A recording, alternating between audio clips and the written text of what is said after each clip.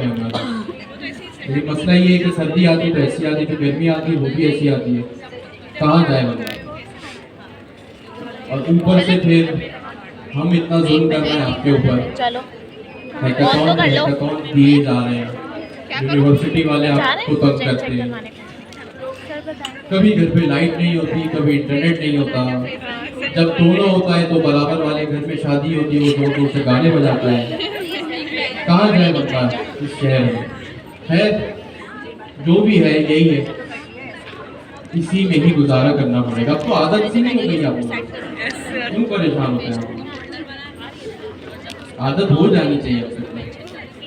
जब किसी को बार बार ज्यादा टफ टाइम हो ना तो वो बोलते हैं भाई यही है जो है। खैर एनीवेज, सबके अपने अपने मसले, बट अच्छी बात यह है कि आप लोगों को इतना करेज, इतना दिल जिगर है, इतना दिल उड़ता है कि आप लोग तमाम सब चीज़ों से लड़ जा रहे हैं। क्या बात है आप लोगों की। अच्छा जी, सीरियसली एक बात है कि जब हम एक चीज़ नॉर्मली फ्रीक्वेंटली करने लगते हैं ना, तो फिर हमें अंदाज़ा नहीं होता कि हम कितनी मेहनत करें, कितना सेक्रीफाइस करें। अब जैसे आप लोगों की अगर बात लें, आप लोग अपनी 10 जगहों पे बिजी होंगे। सबसे पहली चीज़ अगर हम यहीं से स्टार्ट करें तो गवर्नर हाउस में, अपनी यूनिवर्सिटी में, कॉलेज में, आपके घर के 10 काम होंगे। चीज़ डिमोटिवेशन वाली आ जाती है, बट आप और हो रहा है और आगे भी होगा। आप लोग जिस डायरेक्शन में अभी जा रहे हैं ना, जो चीज़ें आप लोग अभी पढ़ रहे हैं, चाहे वो आपने टाइपस्क्रिप्ट से शुरू किया हो, फिर एजेंट्स एसडीके पे आप आए, फिर अभी आप लोग इतने मुश्किल मुश्किल प्रोजेक्ट्स बना रहे हैं। सही, अब आपको मुश्किल इस सेंस में मैं नहीं कहता कि सबको एरर आ रहे हैं या किसी को कुछ पता नहीं है कि आगे करना क्या है, नहीं, वो सब तो है, वो तो प्रोग्रामिंग का पार्ट है। मुश्किल से मेरा मतलब है ये जो टेक्नोलॉजी जिसकी इतनी डिमांड है ना, इसको जो आप लोग पिछले 6-8 महीने से इतना पढ़ रहे, वैसे तो 2 साल से पढ़ रहे, लेकिन मैं ये एआई के पार्ट की बात कर रहा हूँ। आप लोगों को ये नो हाउ काफ़ी कम, इंक्लूडिंग मी, मुझे भी जो है ना एज सच बिल्कुल, जिसको कहते हैं ना टॉप अवेयरनेस, जिसको बिग पिक्चर पता होती है, जो बिल्कुल जायंट्स हैं या इस इंडस्ट्री में काफ़ी 20-25 साल से बैठे हैं, तो अगर आप उनसे पूछे ना और आप कहें कि भाई मैं ये पढ़ाई कर रहा हूँ या कर रही हूँ, तो वो आपसे बहुत इंप्रेस होंगे।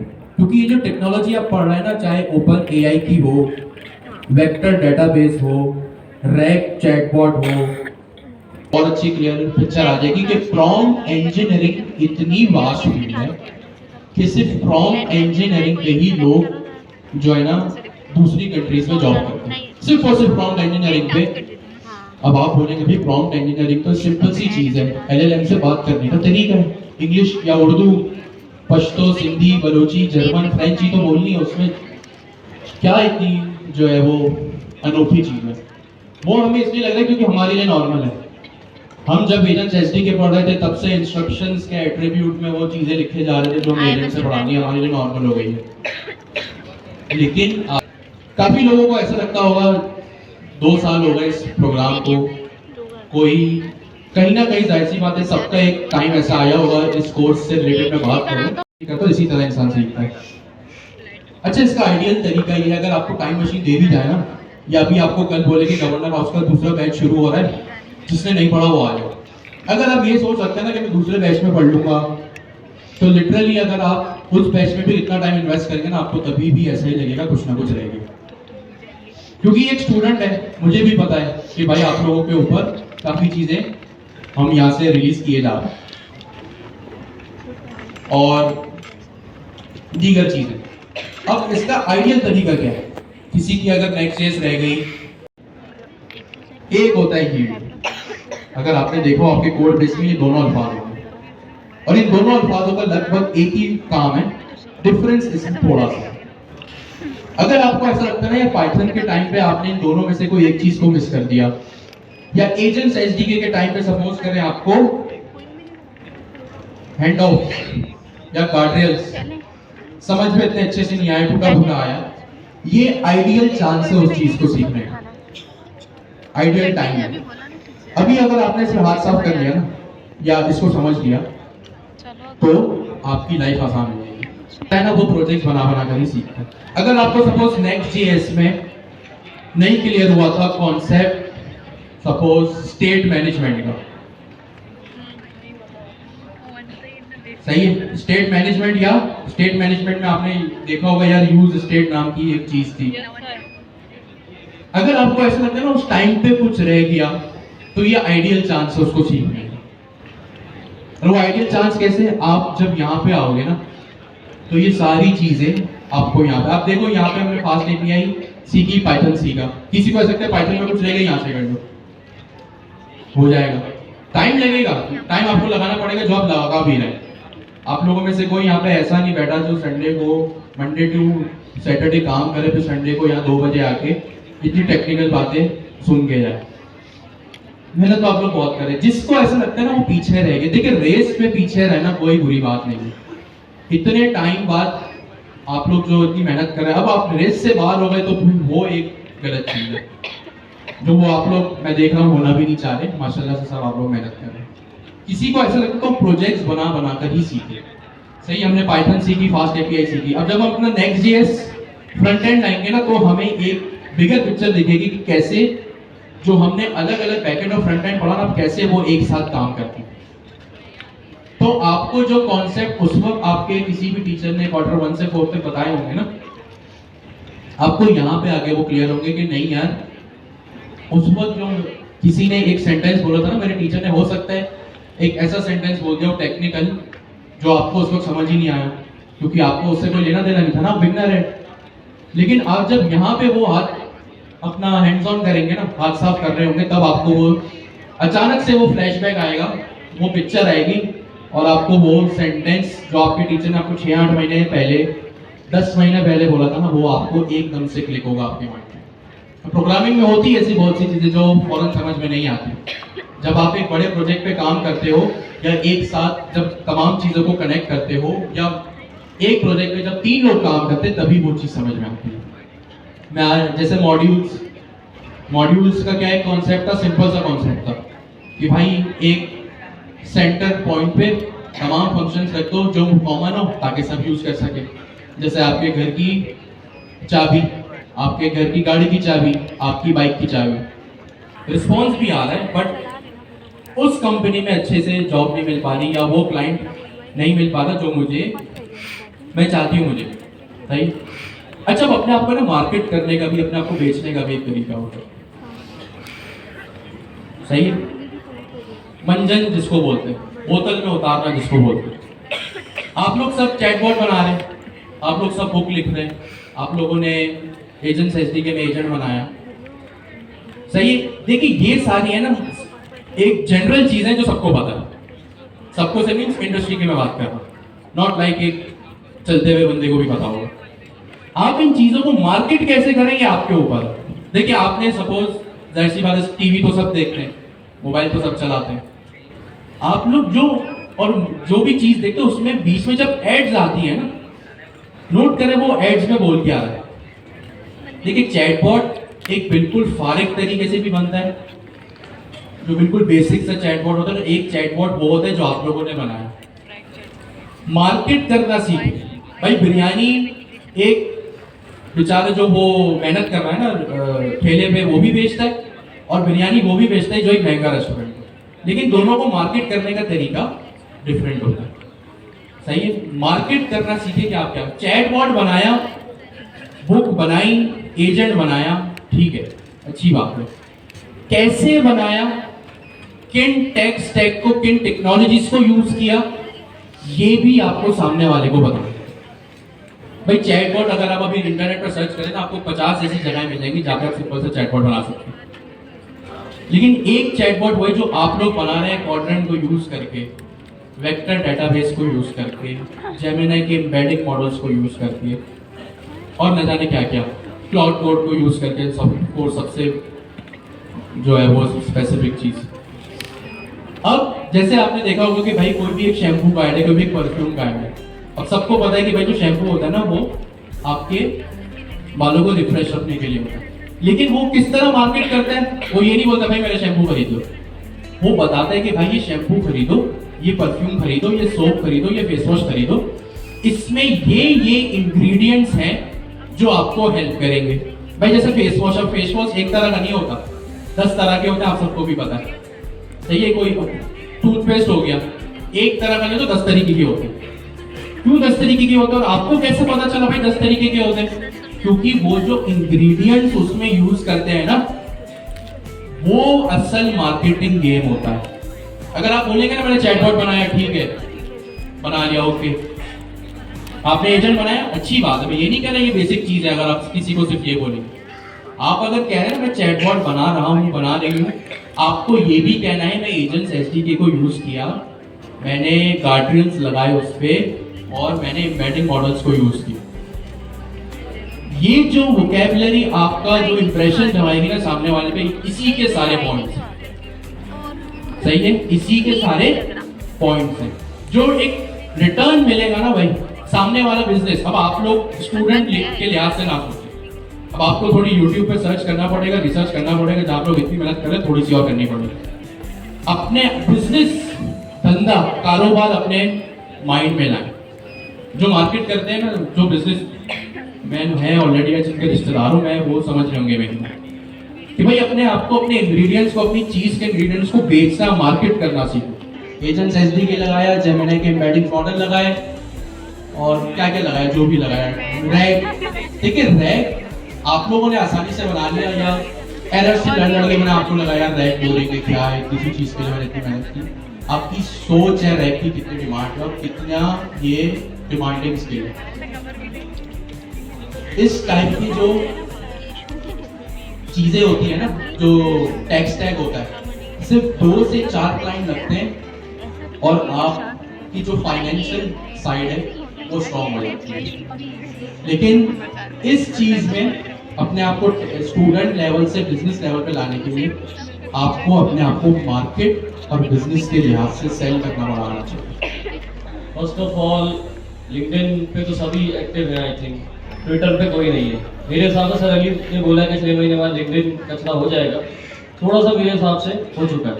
मेरे हिसाब से ट्विटर अभी नहीं हुआ, और ट्विटर में जो है business owners, founders, VC, venture capitalist जो इन्वेस्टर्स होते हैं, वो अभी भी एक्टिव हैं और डायरेक्टली सारे वर्क कर रहे होते हैं।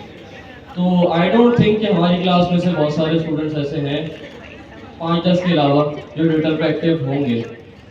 5-10 का मैं इस वजह से बोल रहा हूँ क्योंकि वो ट्विटर पे मैं देख रहा होता हूँ, कुछ प्रोजेक्ट कर रहे हैं, सब चीज़ें डाल रहे हैं। अच्छा मैं अपना बता दूँ कि मेरे, लेकिन मैं कनेक्ट करता था, फॉलोअर्स से कुछ नहीं होता। ये चीज़ शायद आप लोगों को ये हो कि यार फॉलोअर ज़्यादा हो तो फिर शायद हमें कोई मिले।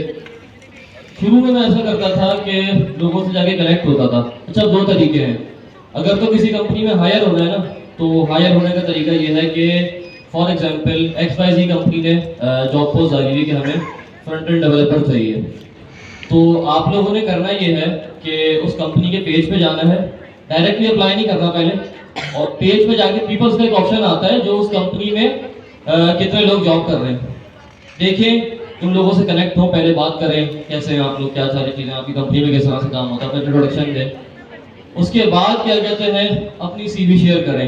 अब समझेगा आपका लिंक बन गया, पहले आप CV डायरेक्ट अप्लाई करते, अब आपका एक बंदा उस कंपनी में कन्वर्सेशन से बन गया जो आपकी CV HR को भेजेगा कि यार एक ये CV आई है, इसको भी देख लो। तो एक ये बहुत अच्छा तरीका है। दूसरी चीज़ ये है ओपनली प्रोजेक्ट कैसे पकड़ने हैं। अभी तक हमारी क्लास में कितने ऐसे स्टूडेंट्स हैं, हैंड रेज करके बताएं, जिन्होंने प्रोजेक्ट्स करे हैं और अच्छे पैसे कमाए, मतलब यहाँ से सीख के जो भी हैंड रेज करे, कौन कौन है? गर्ल्स में से कितने नहीं नजर आ रहा कोई भी? बहुत कम है, ना होने के बराबर। बाकी किसी ने भी नहीं कमाया अभी तक। चले ठीक है, तरीका बताया आप लोगों को। ट्विटर पे आज से आप लोग ट्विटर पे अकाउंट किसके उठके तो हैंडल्स करें।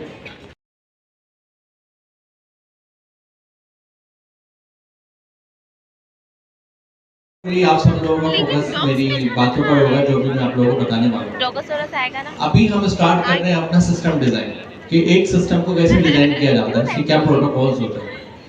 आप लोग अगर कोई एजेंट बना रहे हैं, आपके पास क्लाइंट है, अब मुझे ये बताएं, नॉर्मली जब कोई बिल्डिंग भी बनती है, बिल्डिंग का भी एक प्लान होता है, उसी तरीके से जब आप सॉफ्टवेयर बना रहे हैं, एप्लीकेशन बना रहे हैं, एजेंट बना रहे हैं, तो आपका प्लानिंग का तरीका क्या होगा?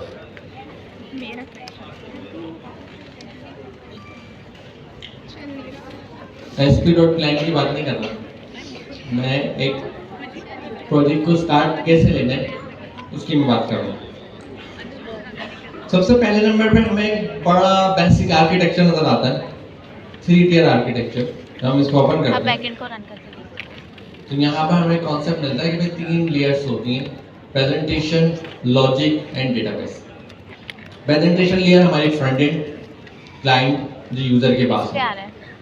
तो मुझे ये बताइए प्रेजेंटेशन लेयर जो आपको नजर आ रही है ये एक्चुअली में कहाँ पर रन हो रही है? यूजर की डिवाइस में या किसी सर्वर पर?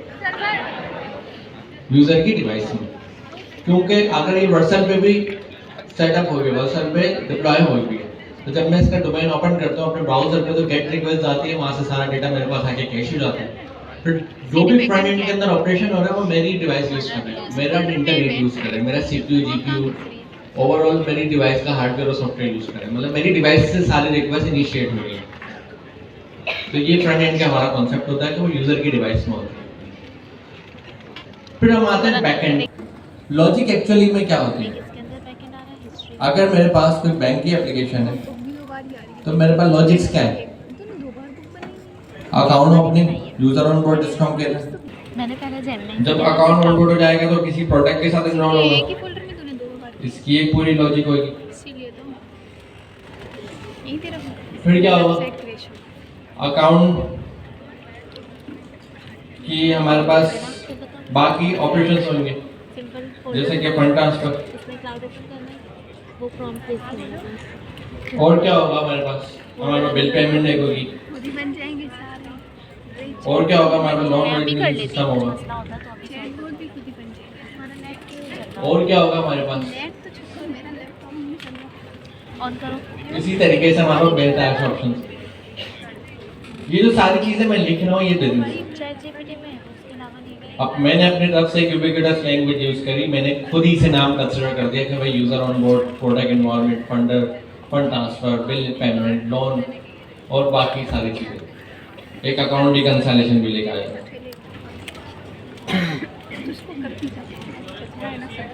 एक हमारे पास सेटलमेंट भी आ जाती है। सेटलमेंट की विंडो अलग होती है, इस पर जरूरत नहीं है। ठीक है, तो इस तरीके से हमारे पास बिजनेस के डोमेन्स होते हैं जब हम किसी एप्लीकेशन को बनाने जाते हैं। ये जो बिजनेस डोमेन है, user onboarding, fund transfer, bill payment, loan validation system, इसके बिहाफ पे हम डिसीजन लेते हैं हमें बनाने के। जाहिर बात है रिक्वायरमेंट्स पहले हमें पता होगा। ये जो हमारे रिक्वायरमेंट्स होते हैं ये हमारा बाउंडेड कॉन्टेक्स्ट है। क्या नाम बताया मैंने? आसान ज़बान में कॉन्टेक्स्ट कहते हैं उसको, या आप इसको स्ट्रॉन्ग बिजनेस बाउंड्रीज कहते हैं। सही, जो भी आप इसको कंसीडर करें। और इस बाउंड्री कॉन्सेप्ट में, इस स्ट्रॉन्ग बिजनेस बाउंड्रीज में मैंने क्या बना दिया, अपने पास रिक्वायरमेंट सारे लिख ली कि मुझे बनाने के करूँ और वो कोड फास्ट से पे करो।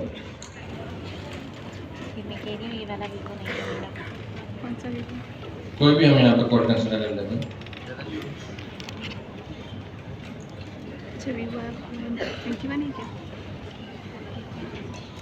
सपोज करें मैंने यहाँ फास्ट पे को कोड लिखा,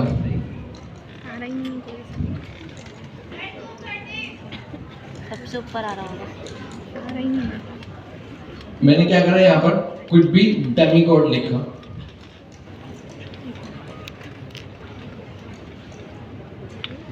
और यहाँ पर फास्ट पे का एक डेकोरेटर बना दिया। ठीक है, ये जो मेरा डमी लिखा हुआ कोई कोड है या कोई भी कॉन्सेप्ट है मैंने कोडिंग, क्या ये बिजनेस है? यस और नो? लेकिन हम फास्ट पे से क्या लिखते हैं? एपीआई लिखते हैं, बैकएंड लिखते हैं। आर्किटेक्चर में तो हम बैकएंड पे क्या लिखते हैं? बिजनेस लिखते हैं, लॉजिक लिखते हैं, जो हमारा एक्चुअली में काम है। लेकिन ये क्यों बिजनेस नहीं है? ये कोई बाउंडेड कॉन्टेक्स्ट नहीं है, इसकी कोई बिजनेस बाउंड्रीज नहीं है, कुछ भी डमी लिखा हुआ। बिजनेस बाउंड्रीज कब होंगी? जब मैं कोई प्रॉपर कोई यूबिक्विटस वर्ड यूज करूं कि भाई यूजर ऑन बोर्ड, यूजर का अकाउंट ओपन करना, हम भी कहेंगे बिजनेस है। फिर दोबारा मांगेगा। प्रोडक्ट की इनरोलमेंट है, फंड ट्रांसफर है, बिल पेमेंट है, हम ये कहेंगे बिजनेस की बात हो रही है। तो अभी के केस में हम ई कॉमर्स को लेके चलते हैं, क्योंकि ई कॉमर्स की एग्जाम्पल आप बहुत ज़्यादा अच्छे से रिलेट करेंगे। हम ई कॉमर्स पे काफ़ी टाइम से काम करते हैं। ई कॉमर्स का हमारा बिजनेस क्या क्या होता है, नाम बताएं। एड टू कार्ट एक बिजनेस हो गया हमारा, चेकआउट हो गया जिसके थ्रू पेमेंट होती है, फिर हमारे पास शिपमेंट हो गई। तो ये हमारी स्ट्रॉन्ग बिजनेस मॉडल है। क्या एड टू कार्ट एक अलग बात, अलग बिजनेस है, चेकआउट एक अलग बिजनेस है, या सेम है दोनों? ये दोनों अलग अलग बिजनेस है। मेरे पास चेकआउट का एक अलग फीचर है, अलग बिजनेस है, एड टू कार्ट का एक अलग बिजनेस है, शिपमेंट एक अलग बिजनेस है। ये तीनों, इन तीनों की बाउंड्रीज जो है वो क्या है, स्ट्रॉन्ग है। स्ट्रॉन्ग मतलब अलग अलग है। बाउंड्रीज वीक मतलब कि दोनों चीजें सेम ही ऑलमोस्ट है, करीब करीब है। बाउंड्री स्ट्रॉन्ग मतलब एड टू कार्ट का काम डिफरेंट है, चेकआउट का काम डिफरेंट है, शिपमेंट का काम डिफरेंट है। शिपमेंट के लिए शिपमेंट वाली कंपनी को मुझे लेकर आना पड़ेगा, उसको प्रोडक्ट देनी पड़ेगी, वो प्रोडक्ट को डिलीवर करेगी, वो एक अलग बिजनेस है पूरा, उसकी अलग रिक्वायरमेंट्स होगी। पेमेंट का एक अलग प्रोसेस है कि पेमेंट का मेथड होगा, पेन में पेमेंट ट्रांसफर होगी, पेमेंट को चेक करेंगे। एड टू कार्ट का एक अलग ऑप्शन है, इन्वेंटरी से मेरी प्रोडक्ट निकलेगी, एड टू कार्ट होगी, आगे अगर पेमेंट प्रोसेस होगी तो आगे जाएगी। तो ये तीनों स्ट्रॉन्ग, इनकी बाउंड्रीज क्या है, स्ट्रॉन्ग है। तो जब भी हमने तीनों, हम यहाँ पे ई कॉमर्स भी तो बोल सकते थे, हम ये भी बोलते थे ई कॉमर्स, लेकिन ई कॉमर्स में क्या, तो हमें बिजनेस बाउंड्रीज बतानी पड़ेगी। ये हमारा बाउंडेड कॉन्टेक्स्ट है, भी एड टू कार्ट है, चेकआउट है, शिपमेंट है, या और भी होगी तो मजीद लाते हैं। अब चेकआउट के अंदर आएंगे तो मजीद चीज़ आ जाएंगी। फिर पेमेंट इनिशिएट, ये एक सर्विस होगी जो पेमेंट इनिशिएट करती होगी, एक सर्विस होगी जो पेमेंट प्रोसेस करती होगी, एक सर्विस होगी जो पेमेंट सक्सेस का स्टेटस बताती होगी या तो पेमेंट फेल का स्टेटस बताएगी, एक सर्विस होगी जो पेमेंट रिफंड करती होगी।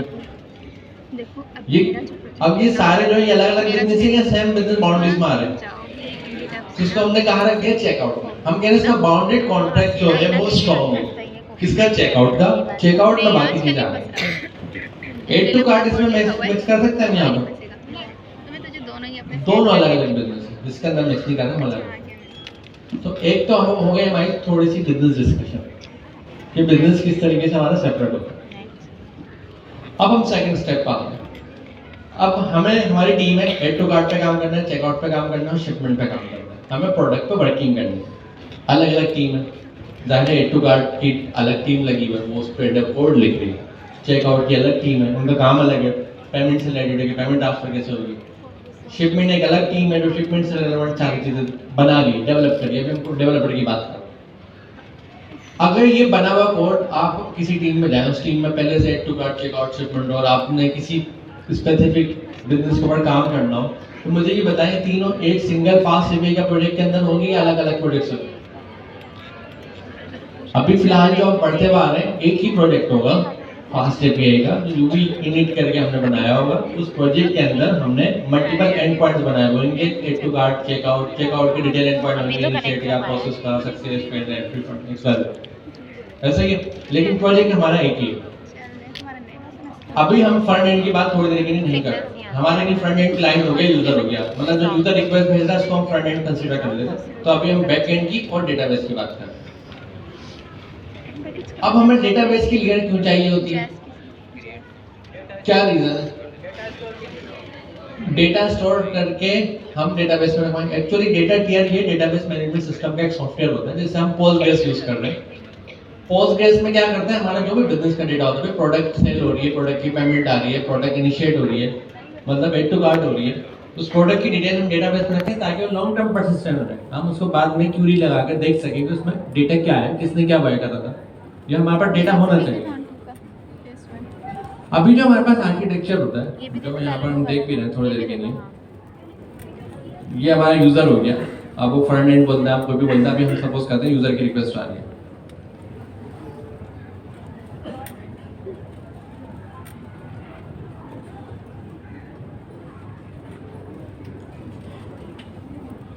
ये हमारा यूजर हो गया, ठीक है। इस यूजर ने किसको रिक्वेस्ट करा, हमारी बिजनेस सर्विस को। बिजनेस सर्विस हमारी क्या क्या है, हमारे पास क्या बना हुआ है, चेकआउट बना हुआ है, या एड टू कार्ट कर देते हैं पहले, और क्या हमारे पास बना हुआ है, चेकआउट है, और थर्ड नंबर पे शिपमेंट बना हुआ है। ये हमारा तीनों ऑपरेशन एक सिंगल प्रोजेक्ट में हो रहा है। अब डेटाबेस भी जाहिर है इसके साथ होगा, डेटाबेस भी लगा देते हैं, डेटाबेस भी आ गया। यूजर रिक्वेस्ट करता है किसी ना किसी एपीआई के एंड पॉइंट को, वो चलता है। फिर यूजर रिक्वेस्ट करता है चेकआउट को, वो चलता है। यूजर रिक्वेस्ट करता है शिपमेंट को, वो चलता है। या यूजर यहाँ पर रिक्वेस्ट करता है आप मैनेज कर रहे हो, और इन सबके इस पूरी एप्लीकेशन के साथ एक डेटाबेस कनेक्ट। ये जो हमारा सिंगल प्रोजेक्ट वाला पर्सपेक्टिव है, इसको हम बोलते हैं मोनोलिथिक आर्किटेक्चर। ये हमारा एक मोनोलिथिक आर्किटेक्चर है जो एक स्टैंडर्ड हम यूज करते हैं, और कहीं पर ये बहुत ज़बरदस्त है और कहीं पर ये ज़बरदस्त नहीं है। अब इसके अलावा दूसरा काम हम क्या करें, हमारे पास एक ऑप्शन है। हमें ये पता है हमारे पास टोटल 3 डिफरेंट बिजनेस है, एड टू कार्ट, चेकआउट और शिपमेंट। इन तीनों को हम सेपरेटली चला सकते हैं अगर हम अच्छे लेवल पे प्रोग्रामिंग और डेवलपमेंट करें अच्छे प्लान के साथ। हम क्या करते हैं, एड टू कार्ट, चेकआउट और शिपमेंट के 3 डिफरेंट प्रोजेक्ट बनाते हैं, और इन 3 डिफरेंट प्रोजेक्ट बनाने के साथ साथ हम यहाँ पर डेटाबेस भी लगाते हैं, डीबी किसका, एड टू कार्ट का, चेकआउट का, दोनों का आ गया। शिपमेंट का। ये तीनों डेटाबेस हमारे पास सेपरेट है। हमने क्या करा, हमने सर्विस ही अलग कर दी, प्रोजेक्ट ही अलग कर दी। एड टू कार्ट का प्रोजेक्ट अलग बना, चेकआउट का अलग बना, शिपमेंट का अलग बना। अब यूजर हमारे पास आता है, वो रिक्वेस्ट करता है यहाँ से। अब ये वाला जो पर्सपेक्टिव है हमारा अभी, ये कौन सा आर्किटेक्चर हो है, जाता है। मैंने वो इसका नाम है माइक्रो सर्विस नहीं आर्किटेक्चर। होगा ना तो तुम करोगी कंट्रोल जी, नोटपैड ओपन होगा, नोटपैड नहीं होगा। माइक्रो सर्विस आर्किटेक्चर में एक्चुअली हम कर क्या रहे हैं, हमने सर्विस को अलग अलग बना दिया। अब मुझे क्या पता है, मुझे कैसे पता मुझे 3 सर्विस को अलग बना, मैंने 6 क्यों नहीं कर दी, 5 क्यों नहीं बनाई, 3 ही क्यों बनाई, और सिर्फ एड टू कार्ट, चेकआउट और शिपमेंट ही क्यों बनाया? क्योंकि तीनों की बिजनेस बाउंड्रीज क्या है, स्ट्रॉन्ग है। स्ट्रॉन्ग मतलब ये अलग है, ये अलग है। स्ट्रॉन्ग का मतलब ये होता है, स्ट्रॉन्ग का मतलब ये नहीं है दोनों साथ जुड़े हुए। स्ट्रॉन्ग का मतलब है एड टू कार्ट एक स्ट्रॉन्ग बिजनेस है, उसको चेकआउट से डायरेक्ट कोई लेना देना नहीं है, वो अपना काम करके खत्म कर देता है। चेकआउट एक खुद एक स्ट्रॉन्ग बिजनेस है, उसकी बाउंड्रीज अपनी है, और शिपमेंट की बाउंड्रीज अपनी है। बाउंड्रीज वीक कब होती है, जब चेकआउट शिपमेंट के साथ कुछ बातचीत कर रहा होता है, दोनों एक दूसरे पर कहीं ना कहीं से कोलैबोरेट कर रहे होते, तो फिर हम बाउंड्री नहीं बना सकते, अपना काम कैसे चलेगा, बाउंड्री हमें वीक रखनी पड़ती है। हाँ, चेकआउट के अंदर जो पेमेंट इनिशिएट हो रही है, पेमेंट प्रोसेस हो रही है, पेमेंट सक्सेस हो रही है, उनकी बाउंड्रीज क्या है आपस में, स्ट्रॉन्ग है या वीक है? वीक है। तो स्ट्रॉन्ग बाउंड्रीज में इसी नहीं है, उनमें हमने सब कुछ चेकआउट में, तो चेकआउट एक स्ट्रॉन्ग बाउंड्री है। तो यहाँ से हमने डिसीजन लिया कि माइक्रो सर्विस 3 बना दी, और माइक्रो सर्विस का रूल है कि जितनी सर्विस होंगी उसका डेटाबेस अलग होगा, एक डेटाबेस के साथ आप मर्ज नहीं कर सकते। अब आपका एक सवाल होगा, ये तो क्लाइंट है, ये तो फ्रंट एंड है, ये तो यूजर है, ये किसको रिक्वेस्ट करेगा? आप क्या एड टू कार्ट को रिक्वेस्ट करेंगे? फिर एड टू कार्ट जब हो जाएगा, वो क्या खुद चेकआउट को रिक्वेस्ट करेगा? जब चेकआउट हो जाएगा, क्या वो खुद शिपमेंट को रिक्वेस्ट करेगा? यस और नो? कितने लोग, आप मुझे वोट सबके चाहिए, न्यूट्रल पार्टी आज नहीं चल सकती, कोई ना कोई पार्टी ज्वाइन करनी पड़ेगी। मुझे बताएं कितने कह रहे हैं ये तरीका सही नहीं है? कितने लोग कह रहे हैं यही तो तरीका है, इसके अलावा क्या तरीका होगा? अभी भी न्यूट्रल लोग बैठे हैं। मुझे ये बताएं, आपके पास एक डिपार्टमेंट है एड टू कार्ट का, आपके पास एक डिपार्टमेंट है चेकआउट का, आपके पास एक डिपार्टमेंट है शिपमेंट। डिपार्टमेंट मतलब आपने 3 काउंटर बनाए, एक एड टू कार्ट करता है, आपकी शॉप है, एक चेकआउट करता है, एक शिपमेंट करता है। यूजर किसके पास आया सबसे पहले? एड टू कार्ट के पास। अब एड टू कार्ट खुद चेकआउट वाले काउंटर को बोलेगा भाई प्रोडक्ट इन्होंने लिए, इनका पेमेंट ले लो। फिर चेकआउट वाला बोलेगा शिपमेंट को भाई पैसे आ गए, इनको पैसे पहुंचा दो। क्या ये तरीका होगा? यस, यस वाला हैंडल्स करें। वो कितने लोग कह रहे हैं नो, ये तरीका सही नहीं है। क्यों सही नहीं है? क्योंकि हमने कॉम्प्लेक्सिटी बना दी, हमने आर्किटेक्चर तो है ही नहीं है, इसको आर्किटेक्चर नहीं बोल सकते। अगर ऐसा हमने करा तो उसका मतलब है हम विदाउट आर्किटेक्चर के काम कर रहे हैं। वैसे कि ना, इसका मतलब आर्किटेक्चर आपके पास एग्जिस्ट ही नहीं करता, तो ये तरीका आपका रॉन्ग है। फिर हमने माइक्रो सर्विस अलग अलग क्यों बनाई? हमें पहली बात एक फायदा तो हुआ है, यहाँ पर हमारे पास स्प्रिंट मिलता था। अब आप लोग क्या करें, जो जो मैं वर्ड भी बताता जा रहा हूँ, आप उसको मार्क भी करते जाऊंगा। मैंने अभी तक अच्छे खासे वर्ड यूज कर लिए। जब आपको डेवलपर को स्प्रिंट मिलता था, सपोज करें 15-20 दिन का स्प्रिंट होता था, डेवलपर की टीम होती थी, उसको बोलते थे कि ये काम आप लोगों ने करना है, ये सारे टास्क हैं। डेवलपर अपनी टाइमलाइन देते थे कि हाँ ये काम हम 15 दिन में करेंगे, तो 15 दिन का स्प्रिंट बन जाता था। वो काम क्या होता था भाई, add to cart, checkout, shipment पे काम करना। आप सपोज करें आप इस डेवलपमेंट की टीम में, तो जैसे ही आपको प्रोजेक्ट मिलेगा, कोड बेस मिलेगा, आप कोड बेस को इमेजिन क्या करेंगे, किस तरह का कोड बेस होगा। अभी आप इमेजिन अगर करें कोड बेस कैसा होगा, तो आपको लग रहा होगा कॉम्प्लेक्स कोड बेस, बहुत सारी चीजें होंगी, shipment, add to cart, checkout. और रियलिटी में भी ऐसा होगा, जब आपको एक कोड बेस मिलेगा तो बहुत ज्यादा मिक्स एंड मैच होगा, बहुत सारी चीजें होंगी। एड टू कार्ड वाला काम करेगा, चेकआउट से डिस्टर्ब होगा, चेकआउट वाला शिपमेंट से डिस्टर्ब होगा। तीनों टीम्स अलग अलग होंगी, तो आपस में कोलैबोरेशन होगी कि भाई आपने क्या करा, मैंने क्या करा, मेरे पास चला जा रहा है, आप अपने पास चेक करो। सबके एड टू कार्ड अलग है, चेकआउट अलग है, शिपमेंट अलग है। तो टीम की वेलोसिटी जो है वो रिड्यूस होगी, मतलब वेलोसिटी जितने कम टाइम में टीम जितना ज्यादा काम कर सकती थी वो रिड्यूस हो रही है, क्योंकि वो कॉम्प्लेक्सिटी में एंगेज हो रहा है। यहाँ पर क्या हो रहा है, प्रोजेक्ट ही अलग है, एड टू कार्ड वाला मैनेज कर लेते अभी हमें हैं, यहाँ पर हम कैसे मैनेज करें। तो यहाँ पर हमारे कुछ ट्रांजैक्शंस के पैटर्न आते हैं। एक हमारे पास पैटर्न आता है ऑर्केस्ट्रेशन, ऑर्केस्ट्रेटर। ये ऑर्केस्ट्रेटर क्या करेगा, ये यूजर जो है किसी ऑर्केस्ट्रेटर को कहेगा कि भाई एक्स वाई जेड जो काम, ऑर्केस्ट्रेटर और यूजर की कन्वर्सेशन चलेगी आपस में। इस ऑर्केस्ट्रेटर के बाद अथॉरिटी होगी, ये कॉल करेगा किसको, एड टू कार्ड को, चेकआउट को, शिपमेंट को। और ये जो कॉल होगी ये होगी HTTP कॉल। HTTP मतलब जो हमारी HTTP की स्टेटलेस, HTTP आपको नजर आया ना, आप स्टेटलेस समझ लिया करो, स्टेटलेस की बात होगी, ठीक है। ये हमारे पास एक स्टेटलेस कॉल होगी, मतलब हमारे पास रेस्टफुल एपीआई होगी। अब ऑर्केस्ट्रेटर के पास खुद तो कोई डीपी है नहीं, एड टू कार्ड है, चेकआउट है, शिपमेंट है, अलग अलग मार्केट और कुछ। अब मुझे ये पता है, जब हम फ्रंट एंड डेवलपर थे तो हमारे पास चीजें बनी बनाई मिलती थी, हमें एपीआई मिलती थी। और जब हम बैकएंड डेवलपर बने, अब हमें कुछ भी बना नहीं मिलेगा। अब एक डॉट भी है ना, या तो हमें बनाना है या कहीं से लेकर आकर यूज करना। तो ये ऑर्केस्ट्रेटर है, ये कोई मैजिक नहीं होगा। एड टू कार्ड का कोड आपने फास्ट एपीआई में लिखा, चेकआउट का कोड आपने फास्ट एपीआई में लिखा, शिपमेंट का कोड आपने फास्ट एपीआई में लिखा, तो ऑर्केस्ट्रेटर का कोड भी आप किस में लिखेंगे? अभी हम सपोज करते हैं फास्ट एपीआई में ही कोड लिखेंगे, मतलब इसकी भी कोडिंग करनी है कि एक ऑर्केस्ट्रेटर है, उसके बाद यूजर की रिक्वेस्ट आती है, फिर वो आगे दूसरी सर्विस को कॉल करता है। अगर add to cart direct checkout को कॉल कर देता तो ये आर्किटेक्चर क्या हो जाता, खराब हो जाता। ऐसा तो कोई आर्किटेक्चर होता ही नहीं है, सही है।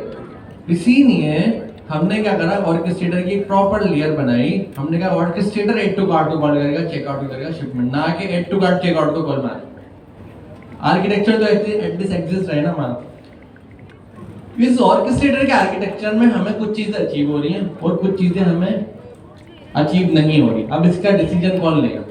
अब मैं आप लोगों को वन बाय वन बताता हूँ। ये जो HTTP कॉल होती है, ये बहुत ज्यादा स्ट्रांगली कंसिस्टेंट कॉल होती है, बहुत ज्यादा स्ट्रांगली कंसिस्टेंट कॉल होती है। स्ट्रांगली कंसिस्टेंट कॉल कैसे होती है? HTTP कॉल का मतलब है मैंने आपको मोबाइल पे कॉल मिलाई, आपने मेरी कॉल नहीं उठाई तो काम ही नहीं हुआ। उसको मैं कहूँगा टाइम आउट। टाइम आउट मतलब कोई जवाब ही नहीं आया, ना हाँ का ना का। अगर आपने कॉल उठाई तो कॉल डायल में करूँगा, टाइम होता है ना कॉल का, ऐसा तो नहीं है कि कॉल चलती रहे। कॉल में डायल करूँगा, अगर आपने नहीं उठाई कॉल मिस हो जाएगी। अगर आपने with in a time call उठा ली तो मैं आपसे सवाल पूछूंगा, आप मुझे जवाब देंगे। हो सकता है मैं आपसे सवाल पूछूं, क्या पूछूं भाई, एड टू कार्ट की प्रोडक्ट है, हाँ भाई आ गई, एड टू कार्ट की प्रोडक्ट ऐड हो गई, सही है। फिर मैंने सवाल पूछा भाई चेकआउट पेमेंट इनिशिएट कर दो, तो क्या जवाब दिया? पेमेंट इनिशिएट हो गई, ठीक है। अगर वो जवाब नहीं दे तो मेरे पास जवाब कुछ नहीं आया, मैं दोबारा कॉल मिलाऊंगा, फिर दोबारा मिलाऊंगा, मल्टीपल टाइम मिलाऊंगा, खामोश बैठूंगा, जवाब ही नहीं, ऐसे ही होगा। लेकिन अगर पेमेंट के अंदर भी दो चीज़ है, पेमेंट इनिशिएट हो गई, वो पेमेंट सक्सेस हो गई, पेमेंट इनिशिएट हो चुकी है, लेकिन पेमेंट का जो प्रोसेस चल रहा है बैकग्राउंड पे वो चलेगा, फिर पेमेंट सक्सेस हुई नहीं, उसमें लगता है टाइम, हो सकता है 1 मिनट लगे, 2 मिनट लगे, 10 मिनट लगे, तो ये ऑर्केस्ट्रा टाइम आउट, जवाब ही नहीं आ रहा, फिर वो 5 मिनट बाद चेक करेगा, फिर वो 5 मिनट बाद चेक करेगा, हो सकता है विदिन आवर वो ये बताया कि हाँ भाई पेमेंट सक्सेसफुली रिसीव हो गई है, फिर वो क्या करेगा ऑर्केस्ट्रेटर, इस शिपमेंट का कॉल लगाएगा, हाँ भाई पेमेंट सक्सेसफुल रिसीव हो गई है, प्रोडक्ट जो है शिप करना है। अभी हम एक इमेजिनेशन कर रहे हैं आर्किटेक्चर पर्सपेक्टिव, ठीक है। अभी तो HTTP कॉल है, ये स्ट्रांगली कंसिस्टेंट है। स्ट्रांगली कंसिस्टेंट मतलब मैंने कॉल मिलाई, मेरे पास कोई आउटडेटेड डेटा नहीं है, मेरे पास लेटेस्ट डेटा है, या तो कॉल उठाई तो जवाब आ गया, या तो जवाब नहीं आया। मैं कॉल मिलाऊंगा, कॉल अगर उठाई तो राइट अवे जवाब आएगा, उसी वक्त उसी कॉल पे। ये स्टेटलेस कॉल होती है, क्योंकि अगर इन केस मैंने आपसे सवाल पूछा, आपने मुझे जवाब नहीं दिया, या आपने जवाब दिया जब तक कॉल हमारी कट हो चुकी है, कॉल का भी तक ड्यूरेशन होगी, तो वो जवाब मेरे पास पहुंचेगा नहीं पहुंचेगा, नहीं पहुंचेगा, वो जवाब बेस्ट हो गया। क्यों? क्योंकि HTTP स्टेटलेस है। स्टेटलेस का मैं आपको यहाँ से कॉन्सेप्ट दे, जब भी हमारे ये तो फंक्शन है, जब हम कॉमनली कोई भी फंक्शन, जैसे कि डमी फंक्शन, हम एक फंक्शन कॉल करते हैं,